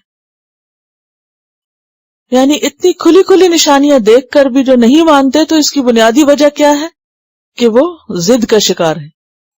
ضد کی وجہ سے وہ اپنی ہٹ دھرمی پہ اڑے ہوئے ہیں، حالانکہ بات یہ ہے کہ آسمان و زمین میں اللہ کے سوا کوئی اور رازق نہیں. قل من یرزقکم من السماوات والارض، کیا کہتے تھے؟ قل اللہ. سورۃ فاطر میں آتا ہے هل من خالق غیر اللہ یرزقکم من السماء والارض، کوئی بھی نہیں، اس لیے کہ لہ مقالید السماوات والارض یبسط الرزق لمن یشاء ویقدر، رزق کی کنجیاں تو اس کے ہاتھ میں ہیں. اللہ لطیف بعبادہ یرزق من یشاء وہو القوی العزیز. لیکن اس کے باوجود لوگ اللہ کو چھوڑ کر اوروں کی طرف رجوع کرتے ہیں رزق کے معاملے میں. وَيَعْبُدُونَ مِن دُونِ اللَّهِ مَا لَا يَمْلِكُ لَهُمْ رِزْقًا مِّنَ السَّمَاوَاتِ وَالْأَرْضِ مَا لَا يَمْلِكُ لَهُمْ رِزْقًا مِّنَ السَّمَاوَاتِ وَالْأَرْضِ شَيْئًا وَلَا يَسْتَطِيعُونَ. سورۃ النحل 73 ہے یہ. تو کرنا کیا چاہیے؟ فَابْتَغُوا عِندَ اللَّهِ الرِّزْقَ. رزق اللہ کے پاس تلاش کرنا چاہیے. وَاعْبُدُوهُ وَاشْكُرُوا لَهُ إِلَيْهِ تُرْجَعُونَ. اسی کی عبادت کرے انسان، اسی کا شکر گزار رہے کیونکہ اسی کی طرف واپس لوٹنا ہے. أَمَّنْ هَذَا الَّذِي يَرْزُقُكُمْ إِنْ أَمْسَكَ رِزْقَهُ بَل لَجُّوا فِي عُتُوٍّ وَنُفُورٍ أَفَمَن يَمْشِي مُكِبًّا عَلَى وَجْهِهِ. کیا پھر وہ جو چلتا ہے سر اندھائے اپنے منہ کے بل اہدیٰ زیادہ ہدایت یافتہ ہے؟ أَمَّن يَمْشِي سَوِيًّا عَلَى صِرَاطٍ مُسْتَقِيمٍ. یا وہ جو چلتا ہے سیدھے رستے پر. اب یہاں دو انسانوں کی مثال دی گئی. ایک وہ جو آنکھیں کھول کے چلتا ہے، سیدھا چلتا ہے، اعتدال کے ساتھ چلتا ہے، صحیح بات کو پہچانتا ہے، سمجھتا ہے، غور کرتا ہے، قبول کرتا ہے، عمل کرتا ہے. اور دوسرا وہ جو بس سر نیچے کر کے اندھا دھن چلا جا رہا ہے، نہیں پتا آگے کیا آئے گا، کہیں ٹھوکر کھاتا ہے، گرتا ہے، مصیبتیں اٹھاتا ہے لیکن پھر بھی سمجھتا نہیں. تو یہاں دو طرح کے کردار بتائے گئے. ایک وہ جو ہوش و حواس کے ساتھ اس زندگی کا سفر کر رہا ہے، اس زمین پر چل رہا ہے. کیسے؟ پورے ہوش و حواس کے ساتھ اپنی عقل استعمال کرتا ہے، اپنی آنکھیں استعمال کرتا ہے، سیدھا رستہ دیکھ کے پہچان کے صحیح رستے پہ چلتا ہے. اور دوسرا وہ کہ بس اس کے ذہن میں ایک دفعہ جو بات بیٹھ گئی، جو اس نے ماں باپ سے سیکھ لی، جو اس نے اپنے ماحول سے جان لی، بس آنکھیں بند کر کے اسی کے اوپر جانوروں کی طرح سر نیچے کر کے چل رہا ہے. اگر آپ گھوڑے، گدھے، بھینس، بلی، کتے ان سب کو دیکھیں تو ان کا چلنا کیا ہوتا ہے؟ کیسے چلتے ہیں؟ آنکھیں کھول کے دیکھ کے سوچ سمجھ کے نہیں، سر نیچے گرایا اور چلتے گئے، جدھر کسی نے مارا ڈنڈا ادھر ہی بس رخ کر لیا. اپنی کوئی عقل نہیں، باغیں کسی اور کے ہاتھ میں ہوتی ہیں. تو اسی طرح کچھ لوگ اس زمین پر اسی طرح جیتے ہیں، عقل سے کام نہیں لیتے. ایک دفعہ جو بات دل میں سما گئی، گدھوں کی طرح اسی پہ اڑ گئے. کوئی فلیکسیبلٹی نہیں، جتنی مرضی دلیلیں دو، جتنا مرضی سمجھاؤ، سمجھ کے نہیں دیں گے. مکبن تو یہ اس ہٹ دھرمی کے لیے یا ایسی کیفیت کے لیے آتا ہے کہ جس میں انسان کے اندر حق بات کو قبول کرنے کی صلاحیت نہ ہو، نہ وہ کسی کی بات غور سے سنے، نہ سمجھے اور نہ حق کی طرف مڑے. سٹبن، اپنے خول میں بند، کنڈیشن، بس اپنے آپ کو ہی صحیح سمجھنے والا. یہ انسان کی بدقسمتی کی علامت ہے. مومن کیسا ہوتا ہے؟ مسلم کیسا ہوتا ہے؟ مسلم کا معنی پتہ ہے آپ کو؟ وہ اونٹ جس کی نکیل اس کے مالک کے ہاتھ، جدھر موڑے ادھر مڑ جائے، ضد اور اڑی کا شکار نہ ہو، ہوش سے رہے، عقل سے کام لے، بات سنے، سمجھنے کی کوشش کرے، جو درست ہو اس کو قبول کر لے، جو ٹھیک نہیں دلیل سے رد کرے. ضد سے رد کرنا اور دلیل سے رد کرنا دو مختلف طریقے ہوتے ہیں. دلیل سے رد کرنا کیا ہوتا ہے کہ کسی نے آپ سے کوئی بات کی اور آپ کہتے کہ یہ ٹھیک نہیں کیونکہ اس کی یہ وجہ ہے، لاجک کے ساتھ دوسرے کو سمجھا دیا. اور ضد سے رد کرنا کیا؟ مجھے سننا ہی نہیں، میں سننا ہی نہیں چاہتا، میں ماننا ہی نہیں چاہتا، میں دیکھنا ہی نہیں چاہتا، تم جتنا مرضی دکھاؤ مجھے، میں نہیں دیکھتا. تو یہ دو طرح کے لوگ برابر نہیں ہوتے. تو اللہ تعالیٰ ان دونوں کی مثال دے کے جھنجھوڑ رہا ہے. افمن یمشی مکبا علی وجہہ اہدی امن یمشی سویا علی صراط مستقیم. ان میں سے کون ہے ہدایت پر، کون ہے زیادہ ہدایت یافتہ، کون ہے سیدھے رستے پر؟ جو کان کھول کے سنے، ہوش سے دیکھے، عقل سے کام لے، دلیل کی بات مانے اور دلیل سے رد کرے، جو پوری روشنی میں جیے، یا وہ جو جانوروں کی طرح سر نیچے کر کے بس چلتا رہے. قل هو الذی انشأکم، کہہ دیجئے وہ ہے جس نے پیدا کیا ہے تم کو. وجعل لکم السمع والابصار والافئدہ، اور اس نے بنائے تمہارے لیے کان اور آنکھیں اور دل. قلیلا ما تشکرون، کتنا کم ہے جو تم شکر ادا کرتے ہو، کتنے کم شکر گزار ہو۔ اگر انسان کو پتہ چل جائے کہ اس کے پاس یہ 3 نعمتیں کتنی بڑی ہیں جو مخلوق میں سے کسی کے پاس نہیں، نہ پہاڑوں کے پاس ہے، نہ آسمان کے پاس ہے، نہ سورج چاند کے پاس ہے، اور نہ ہی ان جانوروں کے پاس ہے جن کے پاس بظاہر یہ کان اور آنکھیں ہیں، یہ صرف اللہ نے انسان کو دی ہیں، لیکن انسان ہے کہ انہی چیزوں کے ساتھ ظلم کر رہا ہے اور ان سے صحیح طور پر کام نہیں لیتا۔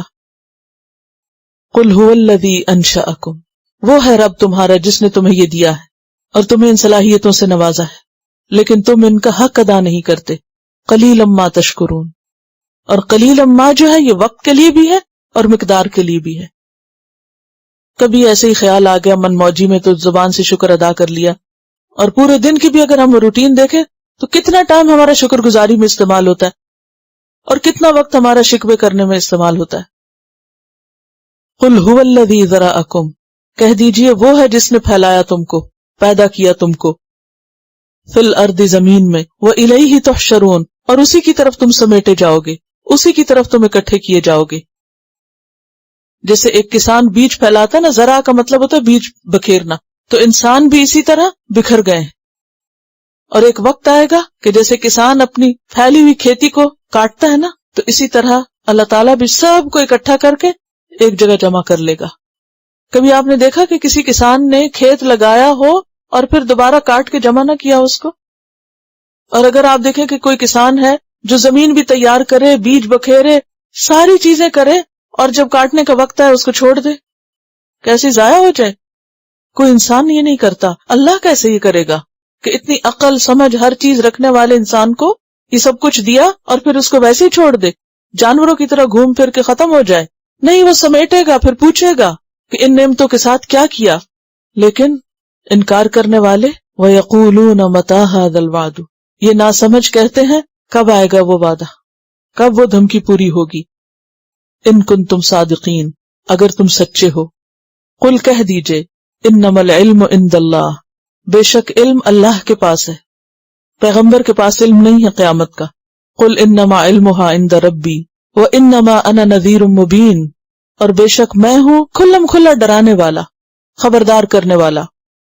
فلما رأوه زلفۃ، پھر جب وہ اس کو قریب دیکھیں گے، سامنے پائیں گے، سیئت وجوہ الذین کفروا، بگڑ جائیں گے، بدصورت اور ناگوار ہو جائیں گے ان لوگوں کے چہرے، کفروا جنہوں نے کفر کیا۔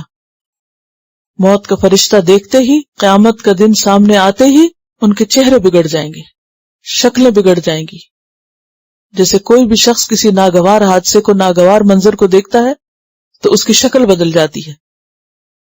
وقیلہ، اور کہہ دیا جائے گا، ھذا الذی کنتم بہ تدعون، یہ ہے وہ چیز جس کو تم پکارتے تھے، جس کی تم دعائیں کرتے تھے، جو تم مانگتے تھے، جس کا تم مطالبہ کرتے تھے۔ سورۃ زمر میں آتا وَبَدَا لَهُم مِّنَ اللَّهِ مَا لَمْ يَكُونُوا يَحْتَسِبُونَ وَبَدَا لَهُمْ سَيِّئَاتُ مَا كَسَبُوا وَحَاقَ بِهِم مَّا كَانُوا بِهِ يَسْتَهْزِئُونَ، وہ سب چیزیں ان کو آ گھیریں گی، وہ سب کچھ سامنے آ جائے گا جس کا آج وہ انکار کر رہے ہیں۔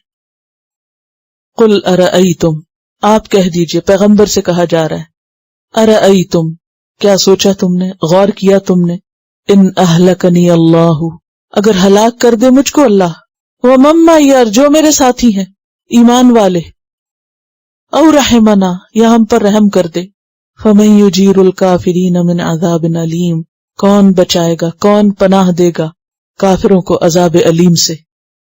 کیونکہ یہ بار بار کیا تمنا کرتے تھے کہ پیغمبر اور ان کے ساتھی ختم ہو جائیں تاکہ ہماری جان چھوٹ جائے، تو انہیں بتایا جا رہا ہے جان نہیں چھوٹے گی، وہ بچیں یا چلے جائیں تمہاری پکڑ لازم ہے۔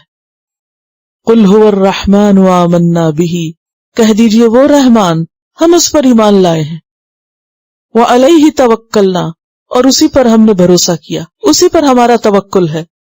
فستعلمون من هو فی ضلال مبین، پس ان قریب تم جان لوگے کون ہے جو کھلی گمراہی میں مبتلا ہے۔ دنیا میں اگر پتہ نہیں بھی چلتا کسی کو کہ کون سیدھے راستے پہ جا رہا ہے اور کون بھٹک رہا ہے، تو کل موت کا فرشتہ آئے گا تو سب پہ کھل جائے گا کہ ہدایت پر کون تھا اور گمراہی میں کون ڈوبا ہوا تھا۔ قل ارأیتم، کہہ دیجئے کیا غور کیا تم نے، ان اصبح ماؤکم غورا، اگر ہو جائے تمہارا پانی گہرا. غورن کا لفظ غار سے ہے.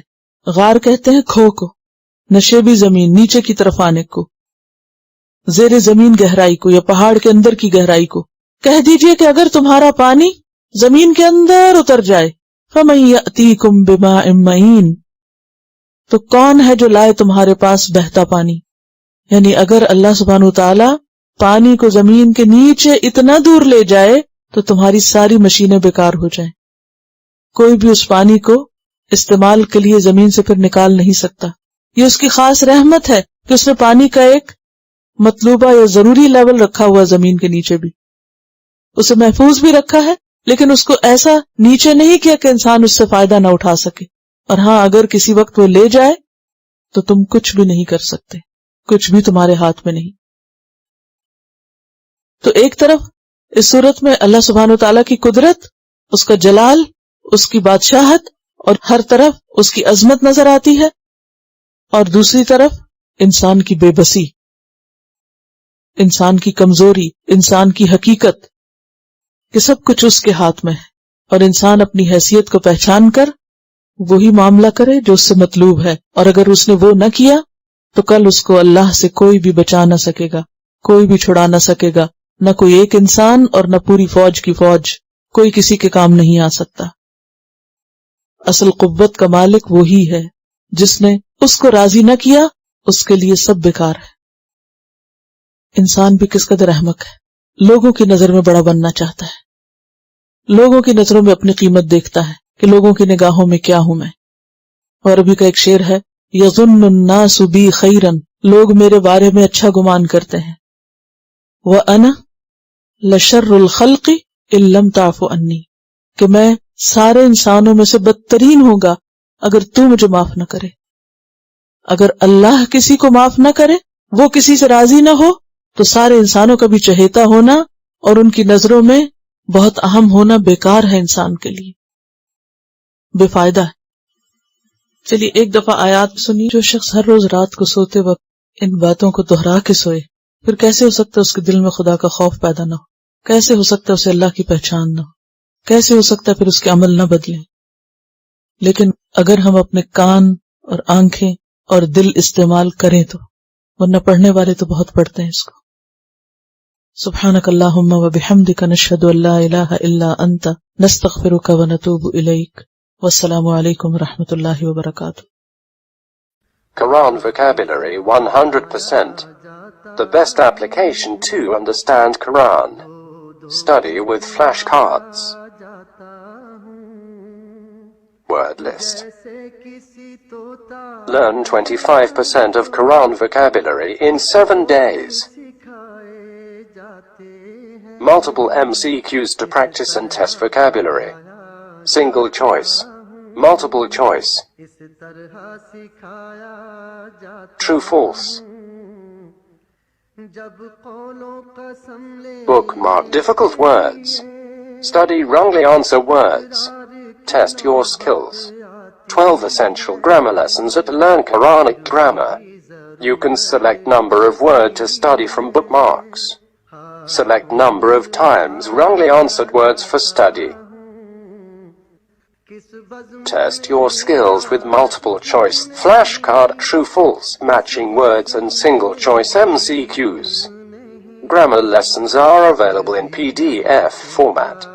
Native Quranic and Urdu fonts. Available at Google Play and Apple App Stores. Download it today to contribute in the Islamic Apps Development Project. Quran vocabulary 100% in Urdu. Visit smartappsweb.com.